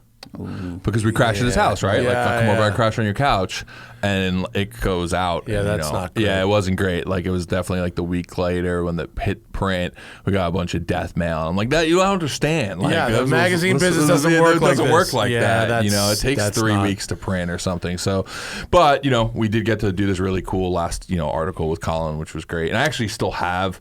and someday I need to release this, but I still have all the audio recordings of all my interviews with him. Oh, really? Yeah, because you should definitely that was when do like the something digital Olympus like voice recorder was like replacing tape. It's one of those things you should have like an animator. Yeah, that would be actually a really cool idea, like how they do party stories on Vice or whatever. Yeah, that'd be fucking rad. I'd listen to every fucking minute of that. It'd be great. Yeah. So I think actually in there is when he talks about the. Did you ever find the photo? I found a photo of him hitting, or a video of him hitting someone. Yes. Does it make you feel better or worse that he was not bullshitting? Let's see. It's not that one. It's not that. That was the roll. That was the rollover. Yeah. Colin McCrae this is the spectator era. In like 240p, just straight mobbing, WRC, two-door Subaru. It's on the next right-hander. He's fucking salt, man. He's going at the wheel hard. And like you realize this is the. Oh yeah, look at that. Oh yeah, get out of my way. I don't think that's the one, but he didn't slow down. He did not check on that guy. And, is Grist in the car with him? I'm sure Nikki's like, Colin. Someone said they interviewed the guy at the hospital. He said, "I hope I didn't slow Colin down." Well, I mean, but this is the era. This is the era of mechanics finding fingers in the cars because, like, people would want to touch the car and they'd lose a finger. That was like that era where you still get close. It's also the era of rally where you still really drove sideways. Like Colin McCrae was that driver, and then Sebastian Loeb came in and understeered every corner and found all the speed. Right. Changed. He was tidier. Yeah, he was really tidy. It didn't look as good, but like he changed that like just flat out look, but it was way faster. That was why he always beat Solberg. Solberg was fucking still sideways as shit. He was left over of like the Colin generation of kind of, or just the whole Group B. Everyone drove the cars that way, but then as the differentials got better, they realized like they could come in, kind of tighten the corner, like even understeer a little bit and just drive out of the corner. And like it doesn't look as good. Like I remember when we were, when Ken first raced in the WRC, Sebastian would usually be like one of the first 3 people on the road. And when you'd see him coming, like you wouldn't set up your camera shot for him because he would be on a different place on the road than anyone else would be. Oh, wow. Because he would have such a different line coming in that you were waiting for like, another one like to come through who was going to have, whether it was like a Petter or someone like, or Latvala, like who would come through at a completely different angle, which was more, because if they were there, Ken was going to be 3 more feet off the line, like just like tapping trees and like being as wide as possible. Was that the style? Was that the style that Ken liked? Did he have a discipline? Yeah, Ken loved being loose. I mean, that was what made him enjoy rally cars. Like he had no interest in circuit racing at all. Like wasn't fun to him. He just wanted to like be sideways, crossed up going into the woods and like. Did he ever try to do real grip driving? I mean, even when he ran Pikes Peak, he drove it pretty loose. Yeah, I mean, one of the first things I did with him was we did one lap of America. Oh yeah, and in a STI, and he was quick because like he could still run a line, but the rainy days was when he destroyed other people there, because on the rainy days he could just be full commit into a corner, not use the brakes, scrub speed by throwing the car sideways and come around the corner. And I remember watching guys like TC Klein being like, what the hell's that guy doing out there? What the gravel all over the place. And like, but that's the challenge of one lap is you got to do the whole thing on one set of tires. Yeah. So if you drive real hot like that, you're gonna have some problems later. Luckily, we blew the motor on the first day, so we missed 4 events, so we didn't have to make the tires last that long. Was it a press car? No, it was actually the car. The Gymkhana car? Yeah, it was the car that we used on Gumball, which is where I met Ken. Yeah. And then we changed the face on it to, because it was a blob eye, and then they made it look like a Hawkeye. And then it became the one-lap car that year. And then eventually that car, the following year, went to Crawford. They wide-bodied it, and it became the Gymkhana car. Yeah. So that car did like 3 different things. Where's that car now? It's actually sitting in Utah at what was once Hoonigan Racing Division. I guess now it's either Blockhouse Racing or 43 Institute. Like that property is now Lucy and the family have sort of taken over that space. I think the goal will be to sort of create a museum type thing of all the like memorabilia and everything that we have there, because we have all the containers and everything there. So that's sort of the future goal. But yeah, so that's the car on the right is the Gumball car, which the car on the left is the actual proper rally car, and the car on the right was pretty much a production car with about like a 430 tune, which sounds like nothing now, but but that's real fast. I mean, I remember being on Gumball with that thing, and we were like smoking Ferraris and Lambos with like 430 horse, doing like 170 with that thing on the Autobahn. So yeah, super. That car was super rad. I actually still have the seats out of the one lap car, which is funny because like we went and ran one lap of America, and we did it in Recaro SRDs, like just like a reclinable, you know, like, and like I still have like the pattern seats. Like Ken was so about like everything looking cool. We didn't have a roll. Even the first Gymkhana, there's no roll cage in that car. No, it's on an airfield. Yeah, what are you gonna hit? Exactly. There was like no safety. It just looked cool. Back in January, I watched that Gymkhana one. It took me back. I hadn't seen it since, you know, I hadn't watched it in 13 years or whatever it was, and it was like. It was interesting how much that video changed car videos, and also how like charmingly shitty it is by today's standards. For sure. If you go back and look at it, we just did this, like we ranked all the films like from least best to most best, and I don't want to say worst, right? But and we all struggled around one. Because some people, it's the first album. Yeah. And you love it because it was so important in its time.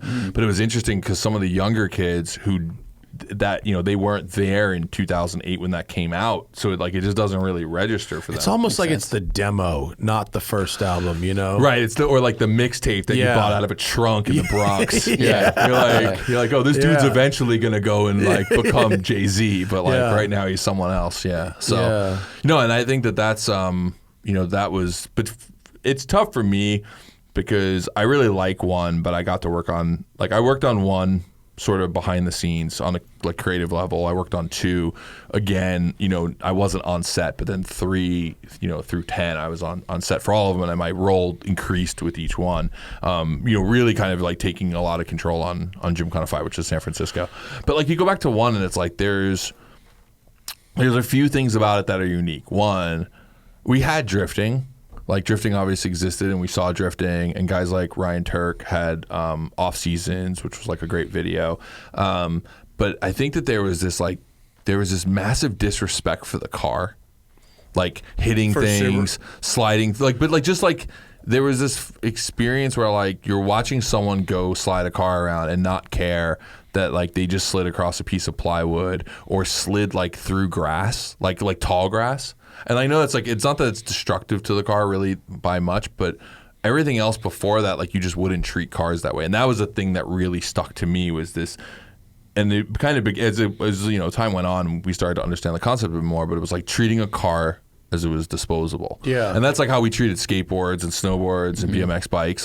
You have a nice BMX bike, but if you're going to break your bike doing a trick, it was worth it to go do the trick. You break your skateboard doing a stair set. Yeah, it's you focus your deck, whatever, that's just part of skating, right? And that was Ken's approach to cars. They were just disposable. I mean, I remember. Yeah, he didn't. That's why he couldn't collect cars. Yeah. He tried to be a collector and failed miserably. Yeah, and just drive it and break it. I mean, he used to joke that in a rally car, the chassis is a consumable. Right? If that's how you look at the car, and that fucking rental Hyundai, it pretty much was. Yeah. So it's and those are that was kind of the way that just changed. I think the way that people are looking at it, because even then, drifting wasn't really that big on wall drags and that stuff. You saw it a little bit. It wasn't on the level it got to, and that film I think just kind of set that off, and just the storytelling and the way that it was all put together. It's certainly a unique kind of film, and again, that was the first time I really was exposed to all-wheel drive drifting. Yeah, that's another one. Also, it was not. I knew about obviously rally and going sideways on dirt, but I'd never seen drift driving with an all-wheel drive car purely on tarmac with that amount of tire smoke. Yep. That was a really unique thing.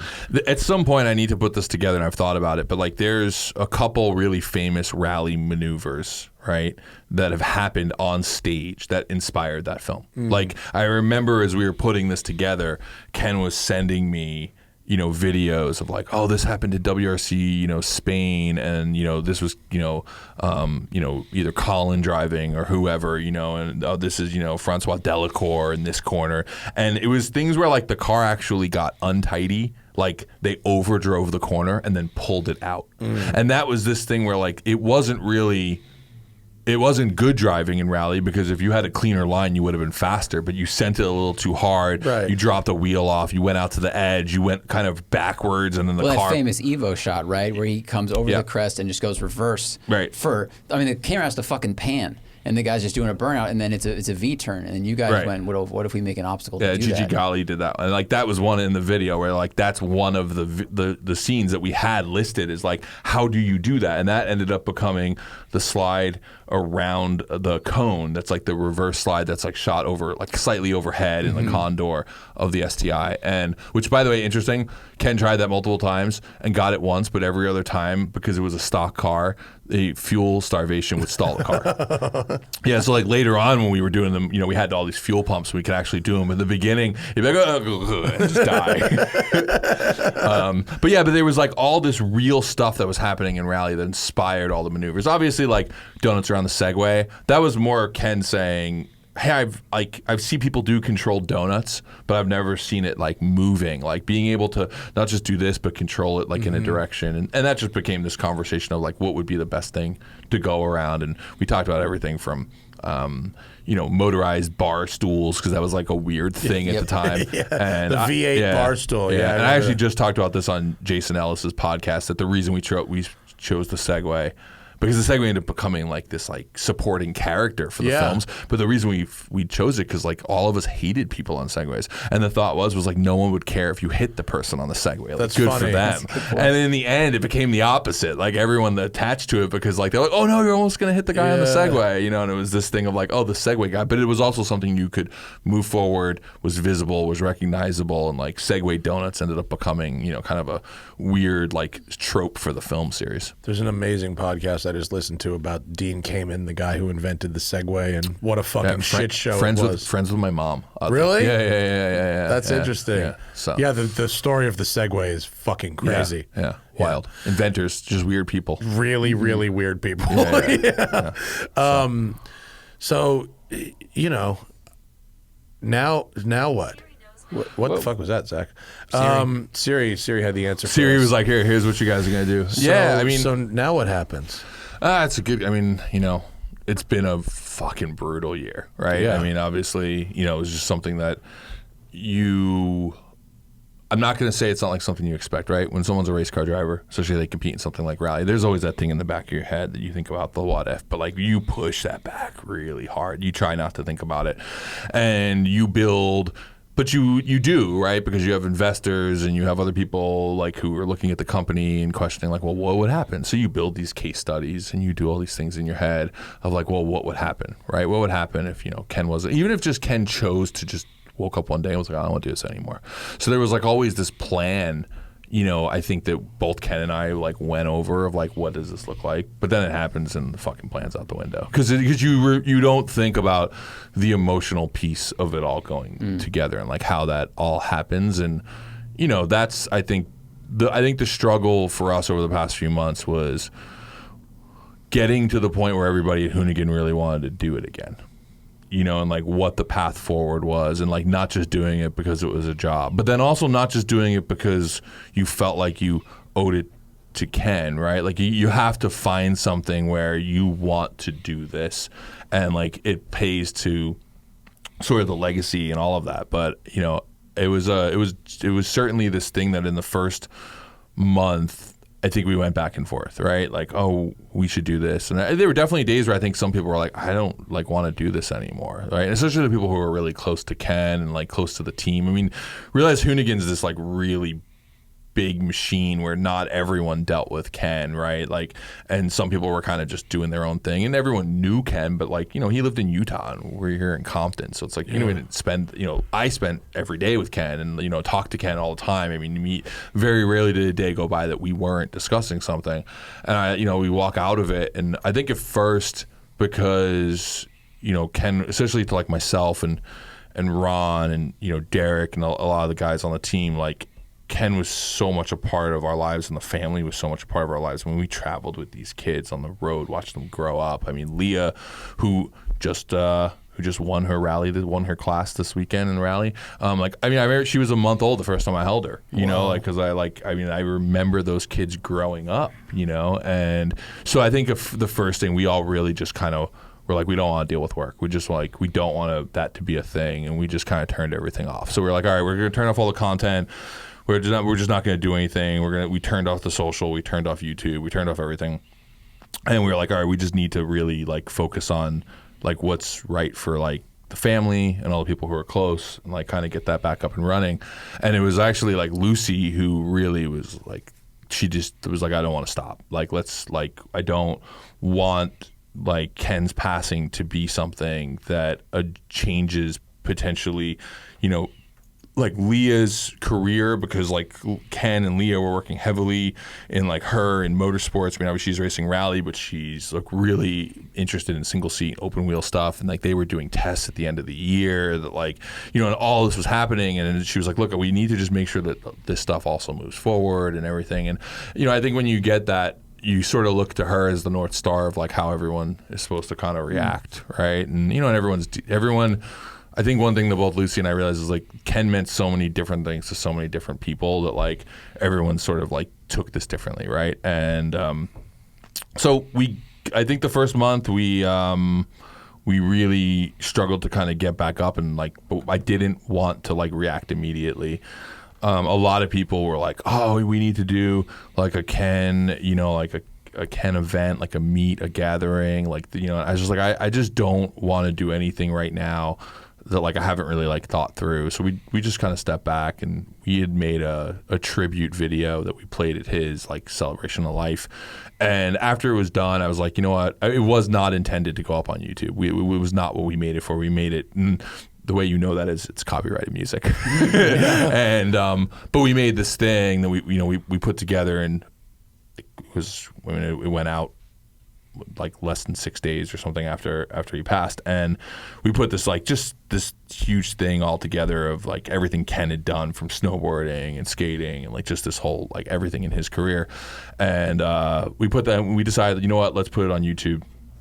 And then we were like, okay, we've done that. We just told the audience like, hey, we're gonna take a little bit of a break. And like the audience has been great about it. I mean, I think they really understood that none of us wanted to just go back and do it because it was the job. Like, we're lucky enough, like especially lucky enough today, I think, because we have this parent company like Wheel Pros. Like, I don't know if we would have been able to do the same thing 3 years ago, right? Because it's immediately like money not in, well then people's salaries can't get paid, right? You're looking at that. But we were able to kind of like restructure and take a step back. And it's interesting because you know, everything has a silver lining, right? And I think we walked out of this and realized like we were doing a lot of shit we didn't want to do, right? We were making a lot of content we didn't really want to make. We kind of got into this model of like we were chasing views and not really being who we wanted to be as a brand. And you watch somebody who really kind of like, Ken wasn't that person. Ken was like, Ken never wanted to do shit he didn't want to do. Like, Ken was just not that person. Like, if Ken was at this podcast and didn't want to be in the podcast anymore, he would just walk Ken out. Like, he was just that person. He had been successful enough in life to buy that freedom. Well, that's right. That's what being very rich is. Yeah, and it's like he went from not being rich to being rich, and that was one of the things that like he was able to buy. It was like, hey, I don't want to do this. I'm just not going to do it. Yeah. And honestly, you know, one of the reasons why Ken was so successful for all of his sponsors was he had the ability to tell sponsors no. I work with so many different drivers, and so many people are just so happy to have that sticker on the car and the paycheck, where Ken didn't care. Ken would tell a sponsor like, what you're asking me to do is corny. I'm not going to do it. And then they don't really know how to react to that. Because like, what are you going to tell him? You're not going to sponsor him? Like, he'll go get someone else to sponsor him, or he'll just fund it if he needed to. Yeah. And some of the best things that ever happened, like that we did, that were the most successful things we ever did, were the things that partners were like, no, I don't think you should do that. And Ken was like, yeah, no, that's great, cool. So anyway, so we're doing that, you know. Did partners not have like the respect for he's got this back catalog of like clearly a great creator and has a great marketing mind. No, it's just big corporations, man. It just, nobody wanted to sign off on something that might not be successful, right? Or something that was new, right? Or anything like that. I mean, one of the things Ken was on this podcast, not to shout out all these other podcasts on your podcast, but yeah, it's a listening group and it's not automotive. But there's a snowboard podcast called The Bomb Hole. Yeah.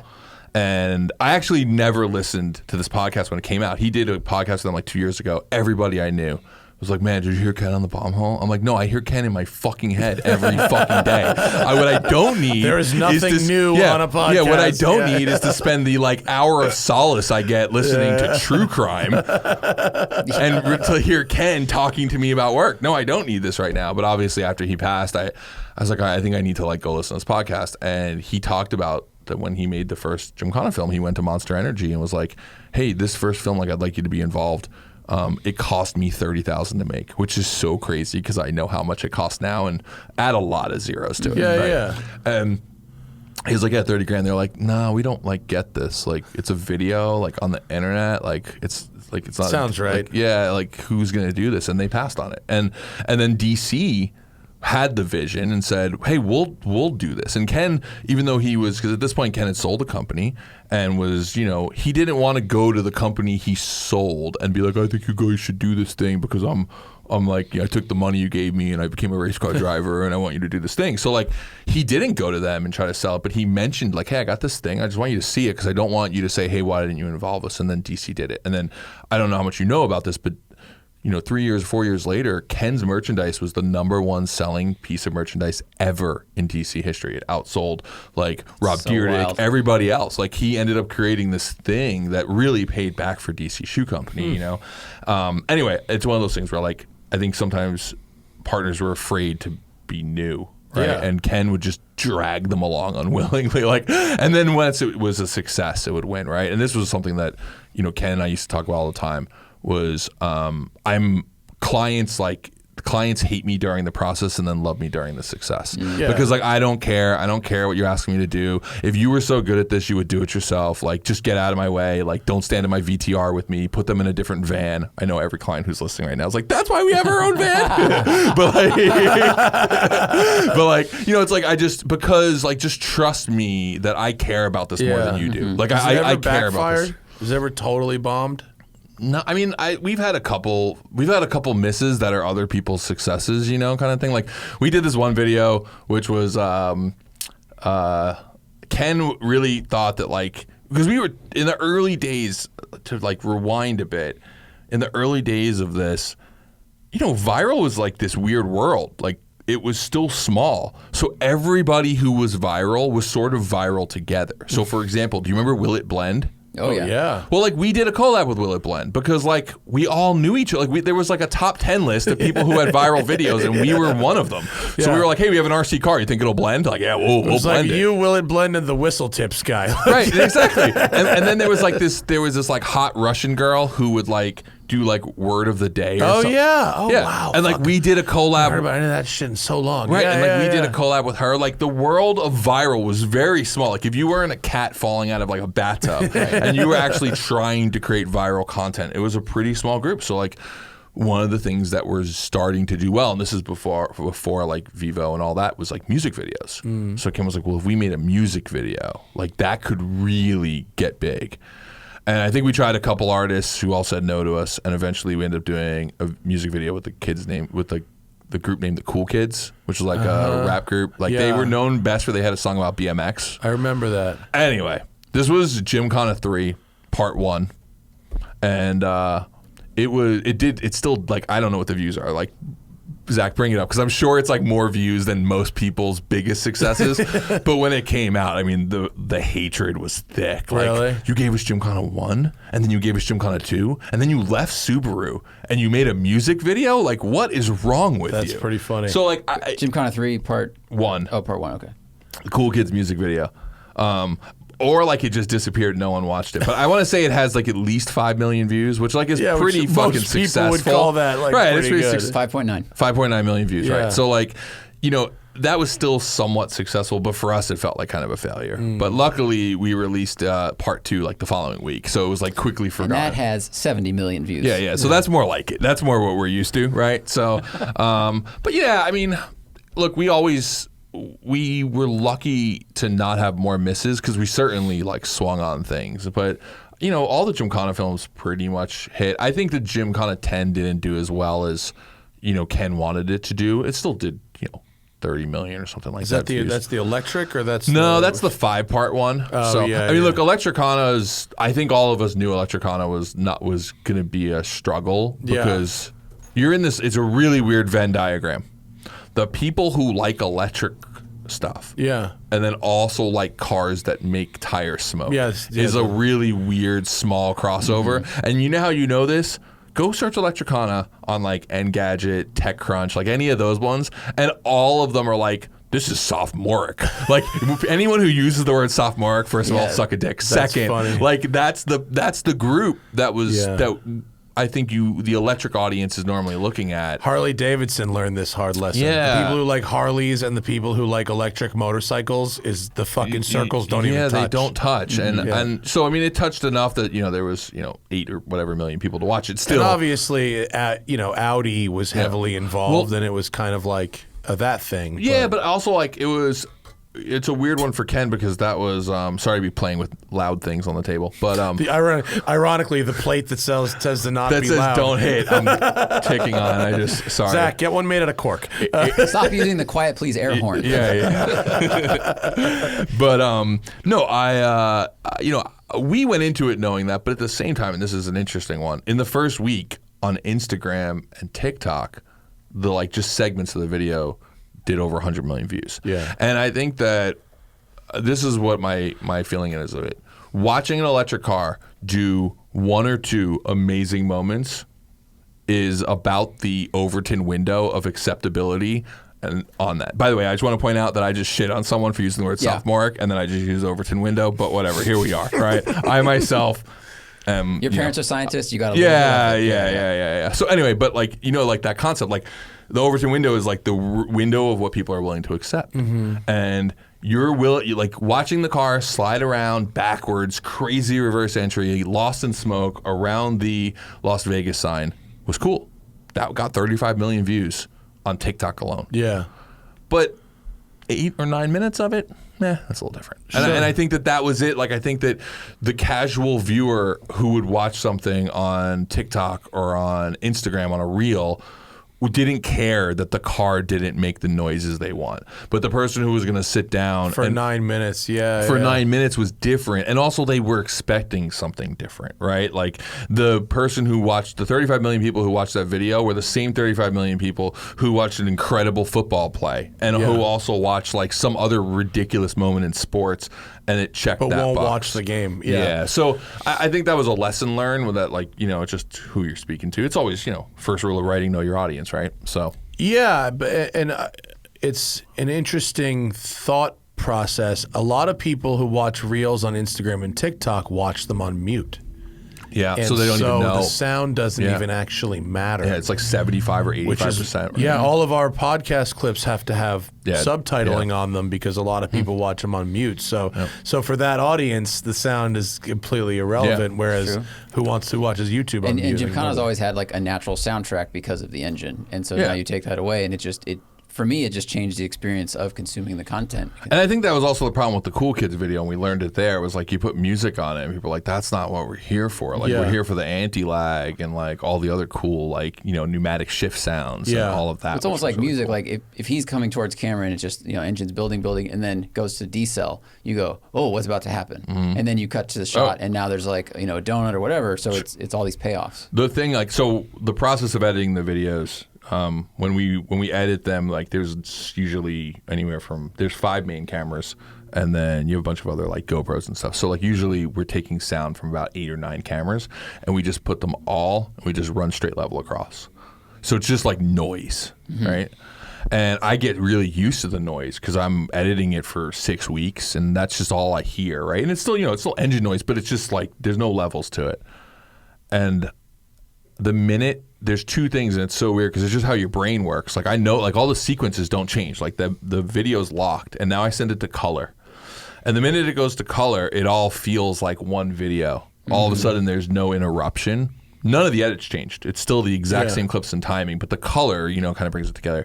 But the minute that the sound goes in and they go and they level everything out and they get that perfect, all of a sudden it feels fast.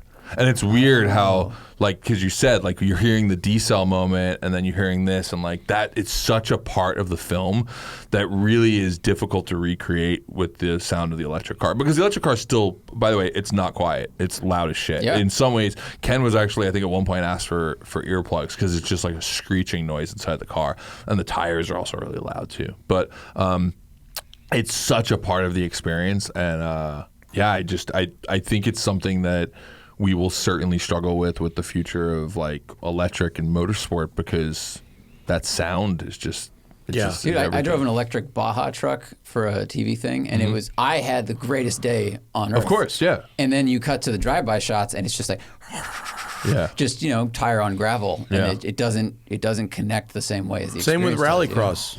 The vans were more interesting. They had fucking straight piped on V6 GM shit blocks, but I don't believe that motorsport needs to be electrified for some environmental reason. No, it's not environmental at all. It's marketing. Yeah. Right. I mean, the only thing that drives motorsport is, win on Sunday, sell on Monday. Sure. Right. So marketing is always what drives that. And if there's no marketing dollars around it, the automakers won't be there. Mm-hmm. So like this is where you start to get into the question of like, well, then maybe the automakers just need to leave motorsport. No, I'm not even kidding, because Let Colin McCrae build the rally cars. Yeah, or just use their cars, but like don't let them be the lead sponsor. Like because I think if you went and asked, like, I don't know, name a big sponsor in NASCAR. Like, does M&M still sponsor? Do they? Sure, stop? yeah. Right? Whatever. Let's assume they do. DHL for sure. DHL, right? Like, do you think DHL? Liberty University. Yeah. Do you think like they really care about whether or not the car's electric? Like, no, they want eyes on their stuff, right? Or Colin McCrae, 555 cigarettes. Like, you think they gave a shit about what that flat for? No, they were trying to sell cigarettes, right? Yeah. And I think that the problem is automakers lead the conversation in what motorsport's going to be, and everyone feels like you need the automakers involved, and eventually for us, either it's going to motorsport was already dying. It was already something that was difficult. If it wasn't for Netflix doing Drive to Survive, which I think gave a rebirth to Formula One, but it'll be interesting where that goes in a few years, because they're going to have the automaker push. This needs to be electric because this is what we're selling in the store. That's like what's driving that push to be electric. It can't be that the small amount of motorsports that happens is creating an ozone hole. Certainly not. Meanwhile, like container ships are just stacked off of Long Beach, running cut oil. So like, don't even give me that. For 24 hours a day. Exactly. Yeah. So like, we're within 100 miles. Got to turn on the other engines. Like, fix that. Then let's talk about cars. But But anyway, I'm purposely bringing myself back off this tangent because I want to answer your what's next for Hoonigan, because I can get into this conversation of like how bullshit it is that motorsports is a really good headline. Oh, we're making them do electric. They're not allowed to turn gas cars into race cars anymore. But let's forget about all this other shit. Our executives flew private jets separately to the race to watch the electric cars drive around. Exactly. Yeah. So, but no, I mean, back to that point. Like what I was getting at with kind of the Ken thing was, we kind of you don't notice shit when people are alive. You just don't. Like, you just don't notice certain things about people you spend a lot of time with. And, I had a extremely complex relationship with Ken, right? He was like my friend, but he was also this mentor. But then he was also my business partner. And like, Ken very much treated me like an equal, which was difficult because he had the expectation that I would be equal to him, right? And like, a lot of that was a lot to bear, especially in the early days, because you have this guy who was like 40 under 40 for marketing, all this. He's built all this crazy shit out of DC shoes, and then kind of comes into the automotive world and like lights it on fire, right? I mean, I think within the first year, all the articles like, rally, shoe tycoon turned rally car racer in Jalopnik and things like that. And once we started Hoonigan, because in the beginning when I was racing, I was definitely working for him. But once we started Hoonigan, like, we were business partners. When you know how business partners are. Like, some days you're best of friends, and other days you're like, how you want to strangle each other because you're not there. And I think that was this really complex relationship for us all. And I think after he passed, you get really introspective. Plus, it doesn't help that the day that he died, I got COVID, and I was isolated in my house by myself. So I literally was in like this grief sweat lodge of just dealing with that. And like, you guys are busy, you know how this is. And I don't want to get too deep into this because it's a car show and keep it light. But Rachel died last summer, right? Yeah. Like, she was a good friend of mine. I dated her for a while. Like, she was my ex-girlfriend. And like, I was busy. I was on set when it happened, and like, I didn't even really have a chance to like just process it, like, it was such a shock, like, when I heard, and then like, I was like, okay, well, I have to like go to work now, and then you start to think about that, and I've talked about this before, but it's like one of those things where, you start to realize that like, yo, you've been so busy with work for the past 20 years that you did this to a lot of tragedies in your life. And it was so easy for me to just bury problems in work. Like, oh man, that sucks. Well, this has to get done. I just have to deal with it. It's a great distraction. And then all of a sudden, like my whole world stops. So like not only did like Hoonigan stop, I had nothing to do. No one was expecting anything from me. It wasn't like, oh, I'm not going to deal with this. I'm going to start working on the next Gymkhana film. Like that wasn't it. Like the future had stopped at that moment. And I was, you know, it was actually my first time getting COVID, and I'm like isolated like from my wife and my kid in my house. And I live in like a semi-glass house. I literally was like boy in the bubble, like just watching my family through the window. But like, you know, and I had this like really, it was tough. And it was like, I was this really like tough 2 or 3 days where I also felt helpless because like I wanted to go to Utah and be with Lucy and the kids, and I couldn't because like the last thing I wanted to do was go up there and then get everybody sick. So like I had to wait for like, you know, 2 negatives and so on.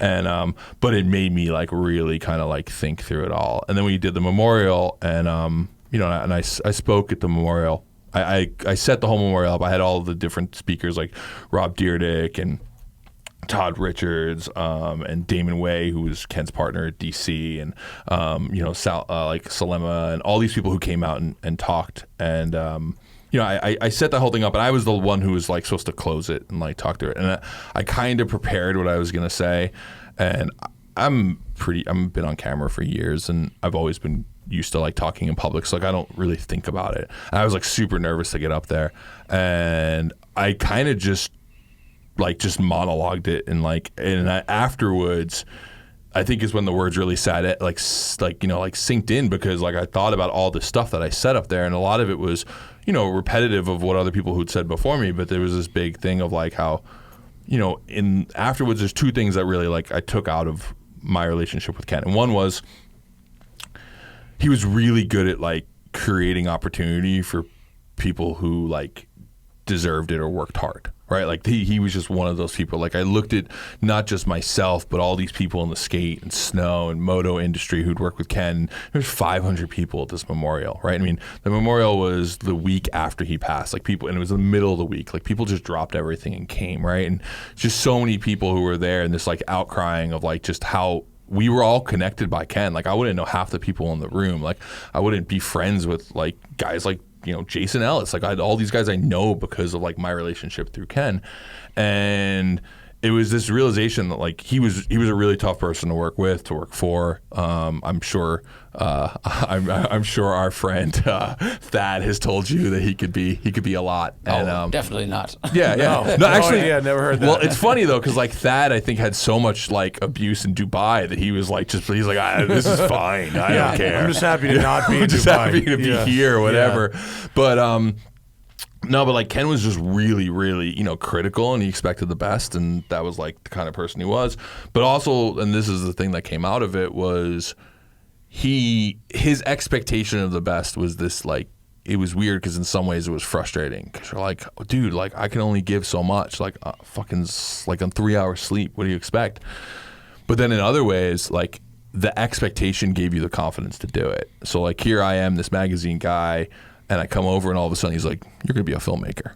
Like, you seem like a director to me. You should direct this film. You know, and it's like, well, I didn't go to film school. I don't know any of this shit. Yeah. Like, I'm on set, and I'm asking the PAs what to do, right? And then eventually it becomes natural, and I move into it, and I go on to direct a bunch of films, and I go on to direct films without Ken, with Travis Pastrana and BJ Baldwin, all these other people, and I have all these, like, successes separate from him, because he gave me that, like, confidence to do it, but not by being like, you're good at it, but being like, I expect you to do this. Yeah. You know, like, I mean, he had moments of like, hey, you're actually really good at this. Like, you know, and he was always the person who, like, he would come to you and be like, you know, that Zach guy is actually really good at his job. But like, he wouldn't tell you. It's just kind of the way that was how that was his love language, was indirectly. But the other part of that for Ken was like, you know, the opportunity thing, and we started to like realize all the people in the room, like, man, we're all sort of connected through this same opportunity that Ken created for people. But the other one was like, and this is, I think, where which shifted the mentality at Hoonigan. I am coming back around in full circle here. I just let everyone know. But the other part was he had this like, he really like lived life to the fullest, and that is such a cliche thing to say, but I had this real moment where, as everyone was talking about it, it's just, you have these, you know, when people die, you have very morbid thoughts. And I was like, man, if this was opposite and I died, would everybody be sitting here going, man, Scotto really lived life to the fullest? Or would they sit there and go, that dude worked too hard and has a bunch of cars that don't run because he never made time for the shit that he was really passionate about, and he buried like most of his life in work and like lost a bunch of friendships because of that, right? I mean, fuck, you and I have known each other for how long? The only time I see you is when we do a podcast together or we're working together. Where back in the day, I would see you because we'd go karting at Grand Prix or like, you know, like see each other in New York doing stuff, and like that part of my life really disappeared. And that's why I hit you up. I was like, I want to come on the podcast, because like in the past I would only do it if like we were like selling something, like, hey, Gymkhana's out, so I'm going to come here and talk to you about it. But it was this moment where I was like, man, like that dude really did. Like he would get up in the morning and go like hiking with his dogs or go snowboarding and then do a meeting and then go mountain biking and then do another meeting and then like go race cars. I mean, like he just really took his own, he understood work balance. He worked a lot. It's not like he was vacationing, but he just filled every minute of the day with like really doing that. And he also just didn't do shit he didn't want to do. And I think that really resonated with all of us, because as we started to say, okay, Tabula Rosa, we get to like, you know, just create a new Hoonigan moving forward. What does it look like? Do you think his busy and your busy were so different because he was in Utah and had more money and therefore more freedom? Or because his kids were growing up, and that was, and for most of this whole history, you didn't have kids up until very recently, and so the perspective changed, or is it? It's a good question, because I've talked to other people about Ken before Hoonigan, and people were like, yeah, he did what you did. Like Ken would like sleep at DC. Like you'd come in the morning and you could tell like he just slept on the couch that night to get work done. Like he was definitely that person. But I think he was also known for like having fun and partying and all of that, where like when I was at 0 to 60, I worked really hard, but I also played really hard. Like I was still going to press junkets, doing all of that. But you know, I haven't been on a racetrack like other than the sheriff's course like a few months ago. Like I haven't been on a racetrack in a decade. Like I literally just like was so consumed with building the brand and putting everybody else and building up, like helping build up, you know, all the people who were on the show and creating that opportunity for everybody else. Like I wasn't really doing it for myself anymore. And it's funny because back to the 75 Rabbit, like I drive that car every day because it reminds me that I like cars. Because I bought an A8L. And it's nice, and it was actually the 4-liter twin turbo was fast, and my old A8L was still fun, but like it was just a car that got me to work. Yeah, and I kind of like started to like not enjoy. Like I was like removed from car culture, and you're like, oh yeah, you know, you might go drive the 911 on the weekend, but I was like, no, I need to like. So I now no longer own a car newer than 2002. I have a 2002 D2 S8, which is the car from Ronin. Yeah, it's the newest car. Those are good. Newest car I own. Everything else I own is old because I enjoy it. The reason I am driving a press loaner today is because my RS2 blew its power steering rack, and that's sometimes the things that happen when you drive old cars. But it was one of those things of me being like, I need to do this stuff so I get to be more attached to it and I get to enjoy it more and do all of that. But back to the Ken thing, like I know he spent an era where he was really, you know, hyper focused on that. But the big difference, and this is why Ken was, you know, made a ton of money and I've made a little bit of money, is that Ken was creative and organized at the same time. And I'm not. Like I am the definition of ADHD, right? Like I have these, you know, moments of like big ideas, and then I cannot get through like I haven't eaten today. What time is it? Get the fuck out of here. Jesus. It's 5 p.m. I have not eaten a single thing today. Seriously? Yeah, because I just forget to feed myself because I'm so focused on work and meetings and whatever else. Yeah, I had that's coffee. not so good. I had coffee and like a fucking Celsius on the way here. Like that's it, right? And like good. I'm starting to realize like, oh man, I probably need to have a bite to eat. Yeah, I today. can't believe you're working. Where like Ken would like eat like every 45 minutes, sure, right? Like just a little this perfect meal and so on. And I think that's what made him so successful. Is a lot of times I meet people who are that organized and like it's like left brain, right brain. They don't seem to be as creative. And you also really have to be in charge of your own kind of destiny to do that. Yeah. You can't be making $10 an hour and do that. You know, but I mean, look, Ken didn't come from. It's not like he, you know, it's not like he was born on the streets and he was an orphan. But like he did come from like, oh, you know, a working class, like middle class family, I would say, in Long Beach, and like, you know, he did borrow money from his parents to help start DC, but it was a small amount of money. Whatever, fine, but like I'm talking about now. To that point, I'm talking about now. You could afford. Oh, for sure. If at this point in Brian Scotto's life, you could eat every couple of hours. It would be fine. People would forgive you. My wife will look at me and be like, "You just drove a 1987 Audi 4000 home from Canada." You could have had it shipped, but you decided to go drive this car that has rust. It's not even like I bought a cream puff of a 4000. I just needed an adventure. Yeah. She's like, you own a Ferrari. Which she doesn't like, by the way. She thinks it's like she's not like a big flashy car kind of person, right? But yeah, she likes terrible cars. And she's got 2 Land Rovers now. Yeah. She's got a Disco with the Cummins in it, and she just bought it. She just bought an LR4. I was like, oh God. Yeah. Can we get 3 AAA memberships? Like, how do we get? Can we get our son a AAA membership so we can get an extra 200 miles on the toe? But yeah, I mean, but it's one of those things where I don't know. I just enjoy the torture. It's always worth it for the story. It's always worth it. But it's also always a journalist. Like last year, I went and visited some friends in Tennessee, and we took a 66 Mustang and like a 73 2002 camping. And they're both kind of like shit boxes. One is like rusted through. But same thing, it's the adventure. Yeah. By the way, that's just adding lightness. That's very true. It did add lightness, but it's a different it's adventure. It's called natural weight reduction. Yeah, exactly. Yeah. No, it's I don't know. But anyway, back to Ken. Like he had this unique ability to be extremely creative and extremely organized. So like I will have a great idea and I will forget it in 15 minutes if I don't write it down. So like I have been driving on the 405 before and been like and like pulled off at an exit and like stopped to write it down, or now I'll just take a voice memo. But because otherwise like it would just be in and out. Mm-hmm. Ken would have a great idea, and then later that night at 6:15 he would sit down and he'd write a creative brief and put out all the ideas and then send it to me. Like he was very organized in that stuff, and then I could take that and like flesh it into like something a lot bigger. Like that was sort of the way that the two of us worked together. But I don't know, it's a good question, because I've actually other people I know, like Damien, like he's mentioned, like Ken was one of those people who was just really, really committed to it at a certain time. And sure, when you have more money, you have more freedom, and you could do more stuff. And like, but it sounds like his brain also is that intersection of almost like an engineer and an artist at the same time. Yeah, an engineer can figure out the system to execute something, but you need someone to create it. I mean, you seem like you get a lot done, but but I do it through like my own like self-brutality. Yeah, I mean, I do it just through like lack of sleep, which apparently now, if you listen to like Huberman and all these other people, it's really bad for you. It turns out. Yeah, it turns out the Kanye 3 hours of sleep diet makes you say really bad things and get canceled. Yeah, you're a month from dropping N-bombs, bro. Man.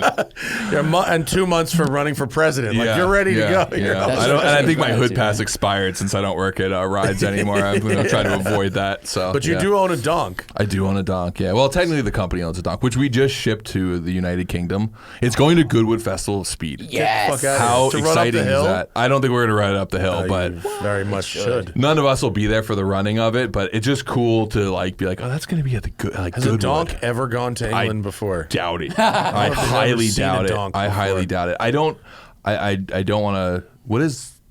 It's the Duke now. It used to be Lord March, but like, what is he now? I don't know. Is he not Lord March anymore?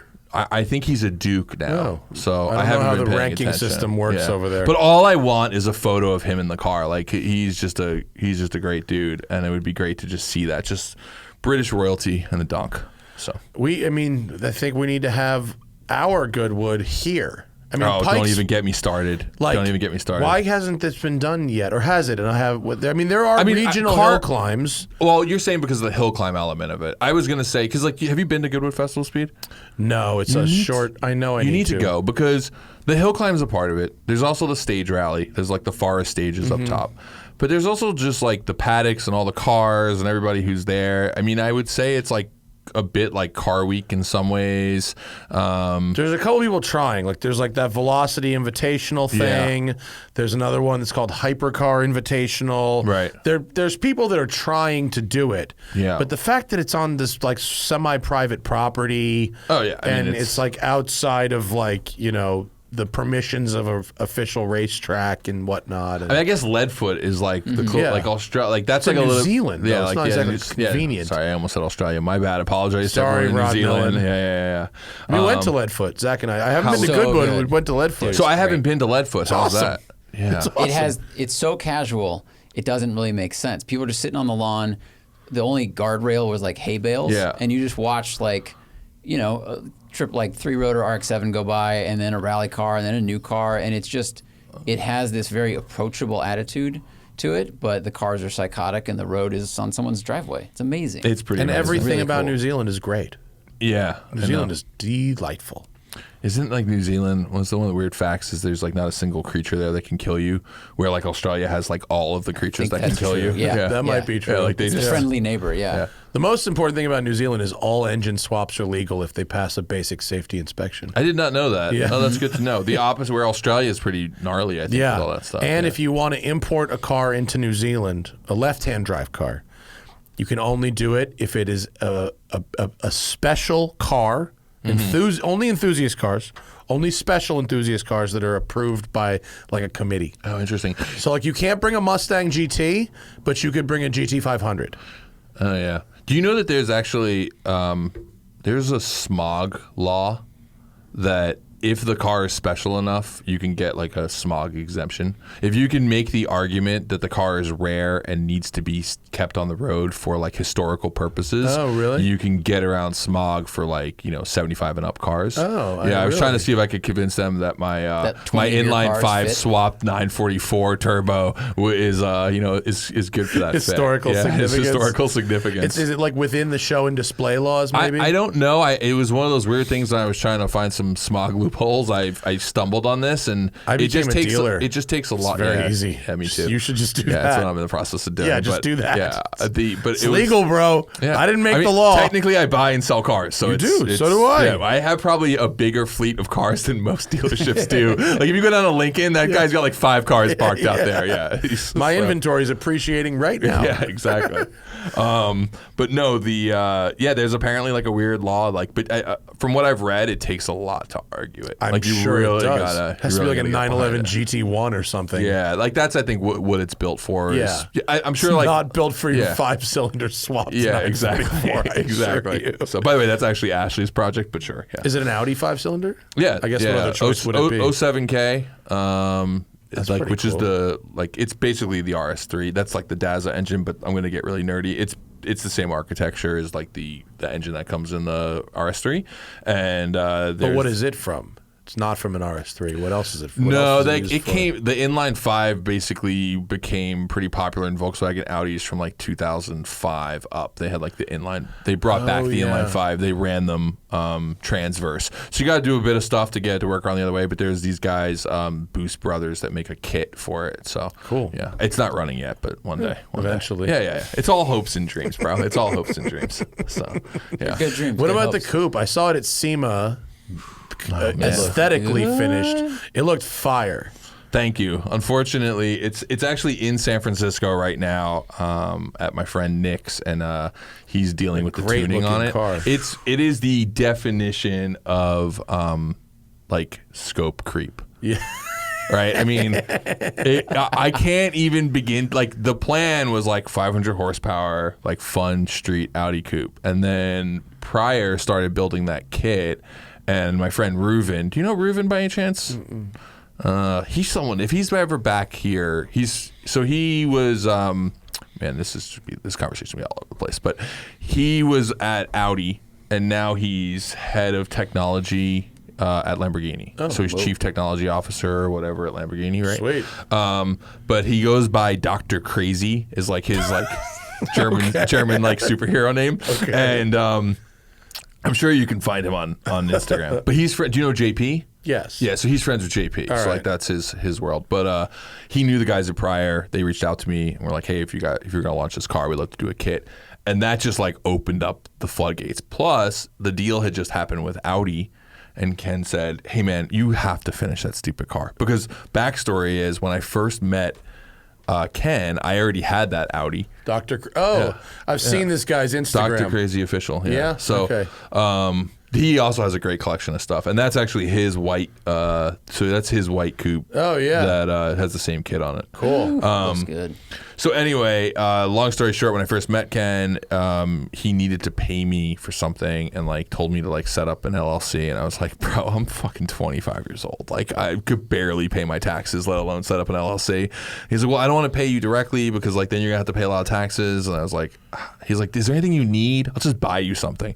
I was like, yeah, I need like a turbo for my Audi. So like I've literally had that, and I never actually ordered the turbo because I never figured out what turbo I needed. Like that car just sat for like 19, 20 years. So when the Audi deal came together, he was like, dude, you have to finish that car. You're like, you owe me money since 2004. And he was like, you have to finish that car. He was like, it's now officially a Hoonigan project, because he's like, I know you'll only work on it if it's officially a Hoonigan project. Yeah. Like that has to get done. So like once there was that and a little bit of bankroll for it, I just went crazy. And at first it was like Hank Iroz did the engine and built all that. Have you ever talked to Hank? Yeah. He's a good one. And like, you know, he built the engine, and then it was like, all right, I'm going to go Cyvex, I'm going to do this, and then like PDM. And like that, once I was pulling the entire chassis harness out of the car, I knew at that point, like it was never going to run right. So then SEMA comes, I'm like, I'm just one wire harness away.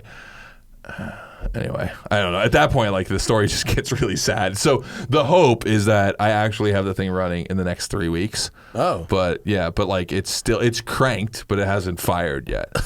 So, but I'm also, because of Is it still the original motor fundamentally, or is it a Daza swap? No, that's still a 3B, which is basically the older it's the old 5-cylinder architecture. Yeah. So it's a 3B, which is like kind of the classic swap. And I want original 5-speed. It is a sequential. Oh, yeah. Wow. Like I said, bro, scope creep, man. Paddle shift sequential. Really? So when you watch Rob Dahm race the TTRS, did you go, can I get that TTRS engine put in this thing?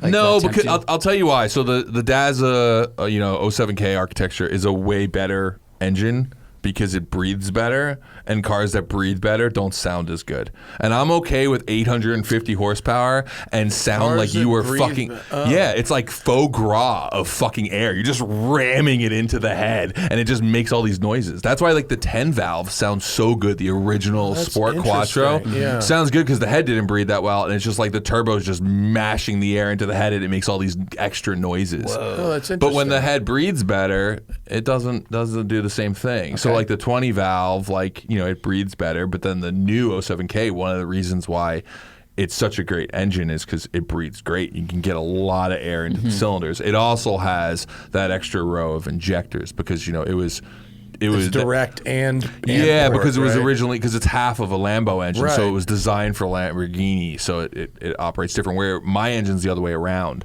My engine was the original V10 that went into the 04 Gallardo and they threw in the garbage. Right. And then an engine that was so good it made it 1 year. Yeah, and then they reverse engineered it backwards into the Daza. So it's like the head's built to breathe and run a lot of fuel and all of that. But I'll give up a couple hundred horsepower for it to sound good, because honestly, if you need more than 800 horsepower in a car, you're doing it wrong. Yeah. So if that has 800 sequential, I mean, that's 850. Like that's 850. That will be sick. That will be 850 still on low tune, on like base tune. All-wheel drive still? Yeah, all-wheel drive. It's basically Quattro all the way through, except it's a dog box with a sequential drive on it. So with a paddle shift setup. So it's still It still would be an H-pattern system, but it's Are you gonna have diffs and half shafts that are stout enough for like, Gymkhana slides? Yeah. I mean, the thing is that it's got a big ass tire on that car. Yeah, it's running a. Put some Blizzaks on. It's got to be like 315s rear. Or something like that. I think it's 315s. Yeah. So, it's hard to keep track of all the different tires, but it's a big one. I forget how big the wheels are. It's just massive, but that was because the kit was that big. And like once the kit was that big, I was like, well, now I got to turn the power up. Now I got to do this. Now I got to do that. Now I got to do that. And then I got overwhelmed by it, and I just picked up other project cars. When I had my Fox body and I did all that chassis work to put all that rubber down, it was a great car. Yeah. But once I got all the chassis sorted, I was like, this needs twice the power with all this fucking rubber here. Mm-hmm. And then I was like, well, it's either $30,000 an engine from here or move on. Yep. And at the time, don't get me wrong, it's a lot of money, but at the time it was all the money that I didn't even come close to having. Yeah. And so it was like, let's just send this. And I got you were early on the Fox bodies too. I was. I feel like nowadays you feel Brian, like more of an early investment. On everything. Yeah. Yeah, I'm so early that people don't realize I'm early until I'm late. That's pretty much how it is. Like all of a sudden Audis are cool now, and I'm like, oh shit, I better start buying them up because like they're gonna be cool and then they're gonna be too expensive to own. Like it's crazy to me what RS2s are worth. RS2s are worth. Doug just did well on his. Yeah, another one just sold for like 105 or something like that, and I love they're mine. expensive to fucking fix. But the crazy I know mine's broken again. Yeah. But I also have an S2 Avant, which is the same car, and I just sold it. I don't know if you know the story, but I went to Europe and I bought two of the same cars, same color. I came home. Were there any real differences in driving the two? Yeah, I mean, you have an extra 100 horsepower on the RS2, but it's like a chip tune and injectors away of making the S2 that fast. It has bigger brakes, but like you could spend $5,000 in aftermarket parts and probably have a better car out of the S2. Maybe $8,000, but like and probably have a better car in the S2. I personally think that the S2 styling is like cooler, like but the RS2's iconic, RS2, right? It's yeah. whatever. Anyway, I ended up selling the S2, and I was kind of surprised. I thought that there would be like the market would go up for that, but like the market for the RS2 almost doubled, and the like S2 market went up like 10%. Interesting. Yeah, because I just think that so many people are attracted to like, oh, Porsche built it, right? Sure. And like, oh, same thing with the Mercedes 500e, which was actually built on the same line. Yeah, that and the 959, those are all built at the same line, kind of run, obviously. Yeah, but if you've driven a 500e. Yeah, it's extremely underwhelming. Yeah. If you like don't give a shit about the connection, you're like, this is a Mercedes from the 90s. Yeah, my buddy Christian Edstrom, who was, do you remember Christian? I don't know if you ever crossed paths with him, but he was Travis Pastrana's co-driver, like back in the like late aughts, and he bought one. And I kind of knew what it was 0 to 60, and he got it in Old Man Tan. Yeah. I was like, dude, that is the most underwhelming car in the most underwhelming color. And like right now, he would win Radwood. Yeah. Like he would just show up and just like whip out like a 12-inch Mercedes cock. I'm like, this is what this is, guys. This is what I have. Like, but I remember being like, this is the most boring car, and it wasn't really fast. It like was faster than maybe a 300D, but that's not saying much. So. The most underrated Mercedes right now. And I know this because we were thinking about doing a giveaway with one. And our giveaway partner, we have the partner who has the legal framework for it. Yeah. He basically told us no. He was like, you're not going to make enough money with this car. But I found 3 or 4 95 to 97 two-door S-classes. Oh, yeah. 500s, not 600s. Yeah. Everyone wants the 600, but you really don't. Right. Because they're the same. Yeah. You drive them both with 15% throttle. It doesn't make a difference. You have a V8 or a fucking V12. Right. And the V12 is 7 times as much to maintain. Is that the one that sounds like a Formula One car? The V12 does if you put the right headers and shit on it. But it's the Zonda engine. Yeah. But I found 3 of them with under 25,000 miles for like $10,000. So were you just going to give away all 3? Like here's 1 and 2 parts cars? Because that I'd invest in that. Take one. That's just like that. We were going to take one of those, put it on dope wheels, slam it on bags, and maintain. Do every preventative maintenance possible and give it away. Is it weird that when I see takers. that car, all I could think about is like this girl's hot mom I knew? I think this was like the mom official. actually drove. Oh, really? There's definitely like there was a girl I dated. It was like a light blue, and her hot mom had one of those. It is the official hot mom of the car 90s from 1990s. Yeah. But with the right wheels, looks good. No, I mean I love it too because like now like I feel like that era Mercedes is like a big cars and coffee car. Yeah. Like because you can buy one like relatively inexpensive, put it on a set of like AMGs, like exactly monoblocks, airbags, show up party, $10,000. Like it looks pretty cool, and it's like the perfect cars and coffee car. Yeah. So they're you couldn't outrun like a scooter, but like it's there. Yeah, no, but look at the seats. It's just delightful. Those are good. Yeah. Were you a big like a 190 Kazi fan? Like, did you like that car? It never really did it for me. I drove one, and I was not that impressed because they're not that quick. I'm also not a huge E30 M3 fan, even though it's like I prefer the M5 of that era, the E28 M5, because it's got a little more power, a little more torque. I like a a 6-cylinder Mercedes and a 6-cylinder BMW better than the 4-cylinders. Did you see the Evo 2 we have here? We have a 190 Evo 2 here. Oh, yeah. I got to drive one. It was Evo 1. I got to drive one. What are those guys in Manhattan? Is it Manhattan Motor Club? Classic Car Club? Car Club. Yeah. I got one from Classic Car Club. And I always thought the car looked cool, but I actually really enjoyed driving it. Like I was rather impressed considering I was like swapping seats with that in a 458, so it was like a little different, you know. Yeah. But no, they're all right. I was pretty into it. Yeah. I'd like to have another go in one. This was 15 years ago, so I'd like to have another real go in one. I drove a really good replica of one, and I was really impressed with handling, steering feel, all of it. It was like, oh, this is a nimble Did thing. it have the dog leg in it? No, it had the regular transmission, which I know is an element of it, but it basically like turned, went, and stopped. Like the really it's a sick element really of good. Driving in traffic in New York and keep being like, what gear am I in? You got to recalibrate. Yeah, you're I like, have oh, two right dogleg down. cars, and it takes some getting used to. Although once you get into it, it's all right. Yeah. Thanks for coming, dude. Yeah, good man. show. How long did the show It's go? 2.5 hours. What's the 2:15. longest show you guys have ever done? 3 and change with Bert Kreischer. Oh wow. What's he Kreischer. like? Fucking great. By the way, I don't. He's great. Do you see a resemblance between me and him? If you grew your beard out a little more, You don't. I get really. I get so many comments Really? on YouTube that I look like him. So like at some point, I feel like I just need to do something with him just to like appease my audience to be like, it's me and Bert in the same room. We're not. You'd the same probably person. get along. He's a fucking sweetheart. Yeah, He's a great dude. He's doing that movie on The Machine. Oh, it's so good. I saw the trailer. Looks incredible. Yeah, no, I've always loved him as a comic. He's hilarious. But like that, the Machine one is like it's been around forever. That stand-up bit. That's like his it's original so rad bit. to see like like that's such a great idea to IP that into like this. because it's the craziest story. Yeah, it's the craziest story. Why and shouldn't it be a movie? It's so good. He's doing arenas now. Zach and I saw him at an arena like 2 months ago. Yeah. It was he destroyed. I just saw like a little thing where he was playing at Live Golf and he like took his shirt off. I was like, oh yeah, you have to. That's your thing. What's he into car wise? Like what's his? He doesn't really give a shit about cars. Oh okay. So you just had him on just to have him on. Him and Tom Segura have had this escalating birthday present thing that's gotten way out of hand. Right. And so last year he wanted to buy Tom a race car.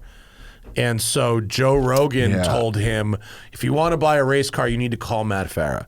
And so he got a hold of me and to figure out what to buy.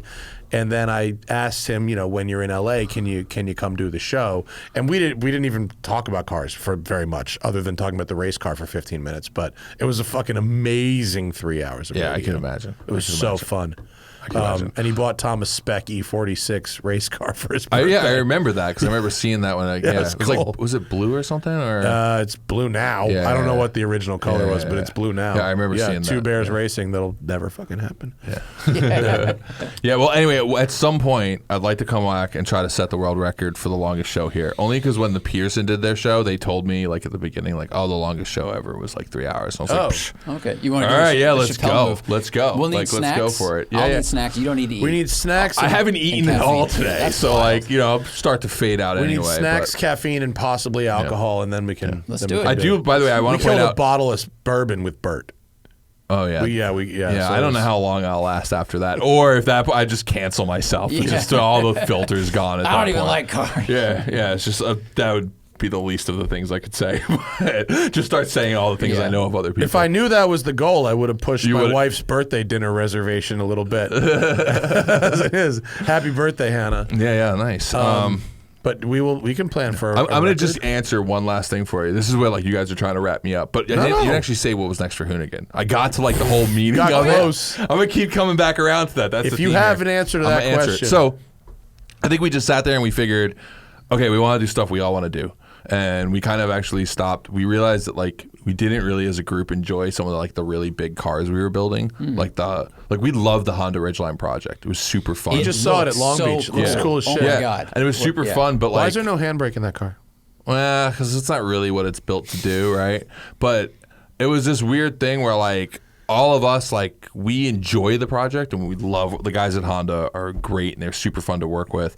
But we were all really got kind of removed from it, like the core people who were like, you know, usually on camera. And it became this thing where like it was about building this car that then like really wasn't a part of our storyline. And like we're going to go do some really cool shit with it this year. So maybe that's not the best car to choose because actually, you know what's a better one? We built a Camaro that we put a Duramax engine in.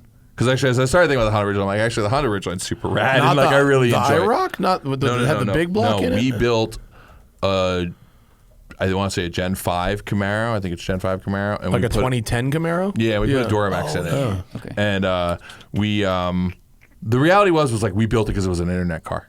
Like we built it because doing weird swaps and things unexpected, and most of us realized that we just really did not. Yeah, there it is. And like we didn't really want to build this car. Like no one really had a passion around it, and it really started to become like a job. Like Dan didn't want to work on it. He didn't have an interest in it. Like we built it to be a land speed car, literally because we were just trying to do something different. Because like we felt like everyone was building drift cars, everyone was building this. Like, oh, let's just do something different. And I think that really changed the tone of a lot of stuff at Hoonigan where like people weren't enjoying it. So this year we kind of sat back, we got everybody in the room and we said, okay, what does everyone want to do this year? Like, what do you guys want to build?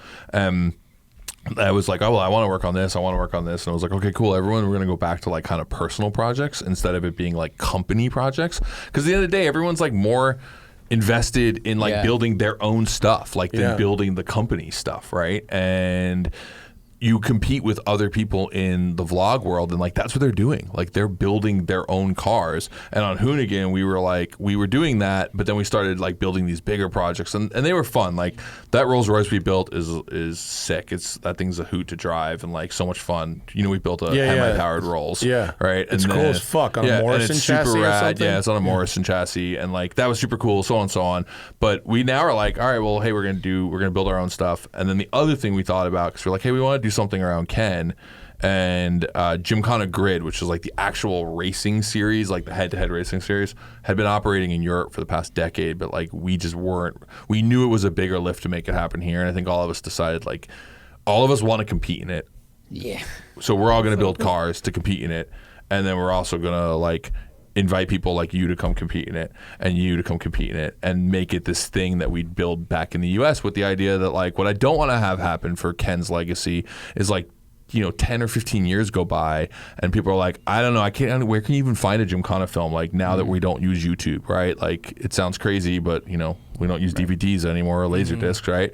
And it's like, and also to just have it be this blip of a moment that disappears where like if we can take the series and bring the series back to be here, and basically it's drifting meets drag racing, right? It's like drifting against the clock, right? Like it removes the judging element from it and build that, and then maybe, you know, the new Gymkhana stars kind of build out of that series, right? Because the reality is like when you look around and you say who could be in the next Gymkhana film, the list is really short.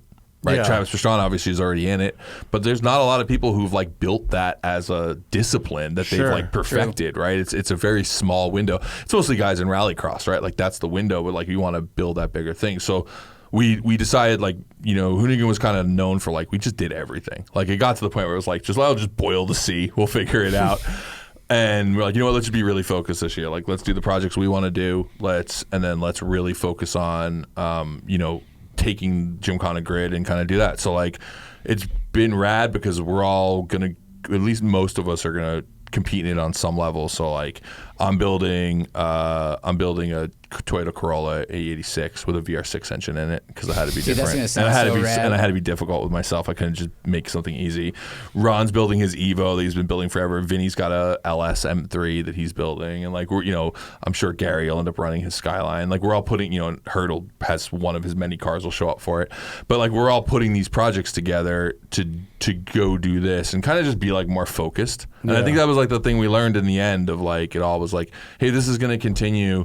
We need to focus on something that makes us happy, because Ken was hyper focused on what made him happy. Like he liked being in a rally car and going and, you know, doing stage rally, and he liked snowboarding and snowmobiling and mountain biking and motocross and wakeboarding, all these things. And like that was the stuff that like he focused building his life around, not only doing that stuff but getting paid to do it, right? The Mountain Lab story from the Bomb podcast I listened to, I was like, what a great thing to do with your money and your company and everything. But it's like, well, wouldn't this be fun? Yeah. And it's a great opportunity to make content and for the riders, like genius. And it's like this cliched thing where people are like, oh, well, you do something you're passionate about and it's like not work anymore.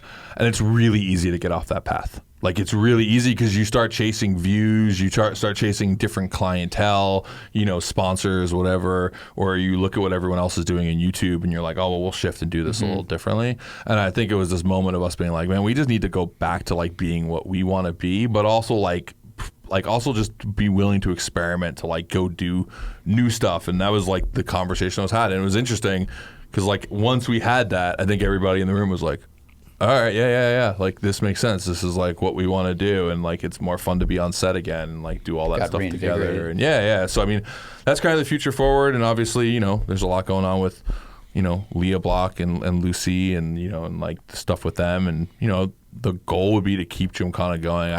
I know Ken would be bummed to just be like, oh yeah, now it's just over, right? I mean, we obviously gave the torch to Travis, while Ken was here because he knew that like his date, he was kind of done with it, right? Like we made 10 of them, right? Then we made Electricana, Climbkhana, Terracana, all these other things. Like he wanted to see that thing continue and Hoonigan to continue. I mean, so that was really the focus. I mean, on day 2, after he passed, I was sitting there with Ron and I was like, yo, he'd be super pissed with us right now that like we weren't like, working right now and taking taking this like this horrible tragedy and like turning it into an opportunity because like that's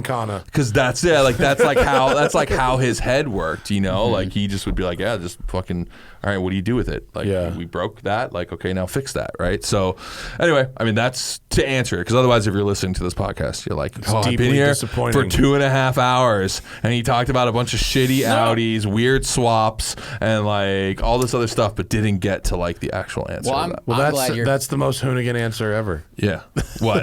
That's what happens. That's what happens. So like, oh, I watched 7 episodes of this and they never raced the diesel Camaro. Right. Fuck these guys. Yeah. That being said, I think I'm going to stick that engine. I bought an F600, like a 1970s F600 that's laid out. I think I'm going to put that engine in the F600. Yeah. That'd be wild. Yeah. Or you could land speed that car and then put the engine in. Or you could actually. I think all of us realize that's not how we want to die. Like, like there's like, it's not that I'm like, there's things I do that definitely death is a possibility. That's just not that's not how I want to do it. 1,000. Yeah, that's too much. Okay. I was like, I'll raise my hand, but that's probably like a 300 mile per hour car. Yeah, no thanks. It should be like I think like with the gearing and the power, it should be like 265. I have no interest in land speed. And I don't think you guys have an aerodynamics division. I did 215 in a Jetta at Bonneville. What? I did. There's a photo of it in my office. How do I not know this? I don't know. What kind of Jetta? Just a fucking Jetta with a big ass built motor, a big turbo. Really? It had a parachute and a cage and all kinds of shit. Like when you did it, were you like, wow, this is awesome? Or were you like, well, I did it, check? No, it was pretty awesome. Yeah. Like it was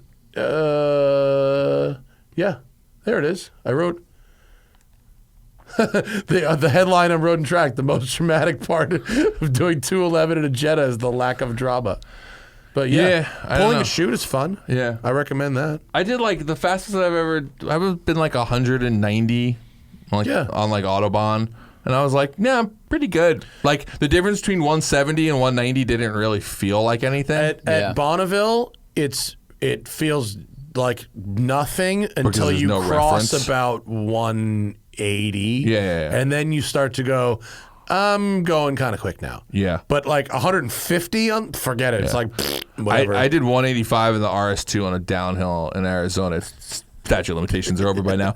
And I felt the back get light. And I was like, oh. That's really fast in that car. Oh, boy. Like, that's what Aero's for. Yeah. So. Sketchy. Anyway, we'll go for the record next time. Yeah, when I don't have a birthday dinner. Next time. Sorry, so, I didn't. Well, I always hate to cut off a show for any reason, but I did not expect to go 2.5. Really? Today. You know me, bro. I go and go. I thought we would do 2. I didn't know we'd go 2.5 or that you had a secret goal of going. I didn't even realize the show had started. Yeah. I was like, oh, we're just doing the warm up. Our stealth move. Yeah. That's how we get au natural. And then boom, we're into it. Yeah. I'm fine with that. I think you need to eat dinner. I'm probably just delirious at this point. I gotta get myself up. Have breakfast at 5:45. Well, is Rooster still here? Can I still get one of those? Rooster, the truck on Abbott Kinney with the bomb breakfast burritos. Is that still there? Not. This is me not living normally. in Venice for 10 years. Not normally. No. Well. But there's good food around. Anyway, all right. Brian Thanks, guys. Scotto. See you. We're back tomorrow with my boy Josh Altman to have a really wild contrast to this show. You're talking about interest rates. Yeah. Josh Altman is the biggest real estate agent in LA, who's a friend of mine. Oh, and exciting. Yeah, I know. Does he think interest rates are going to go down? Because I'm doing a deferred payment right now on my You'll new have house. to listen to the next episode to find out. We'll see you guys later. Bye.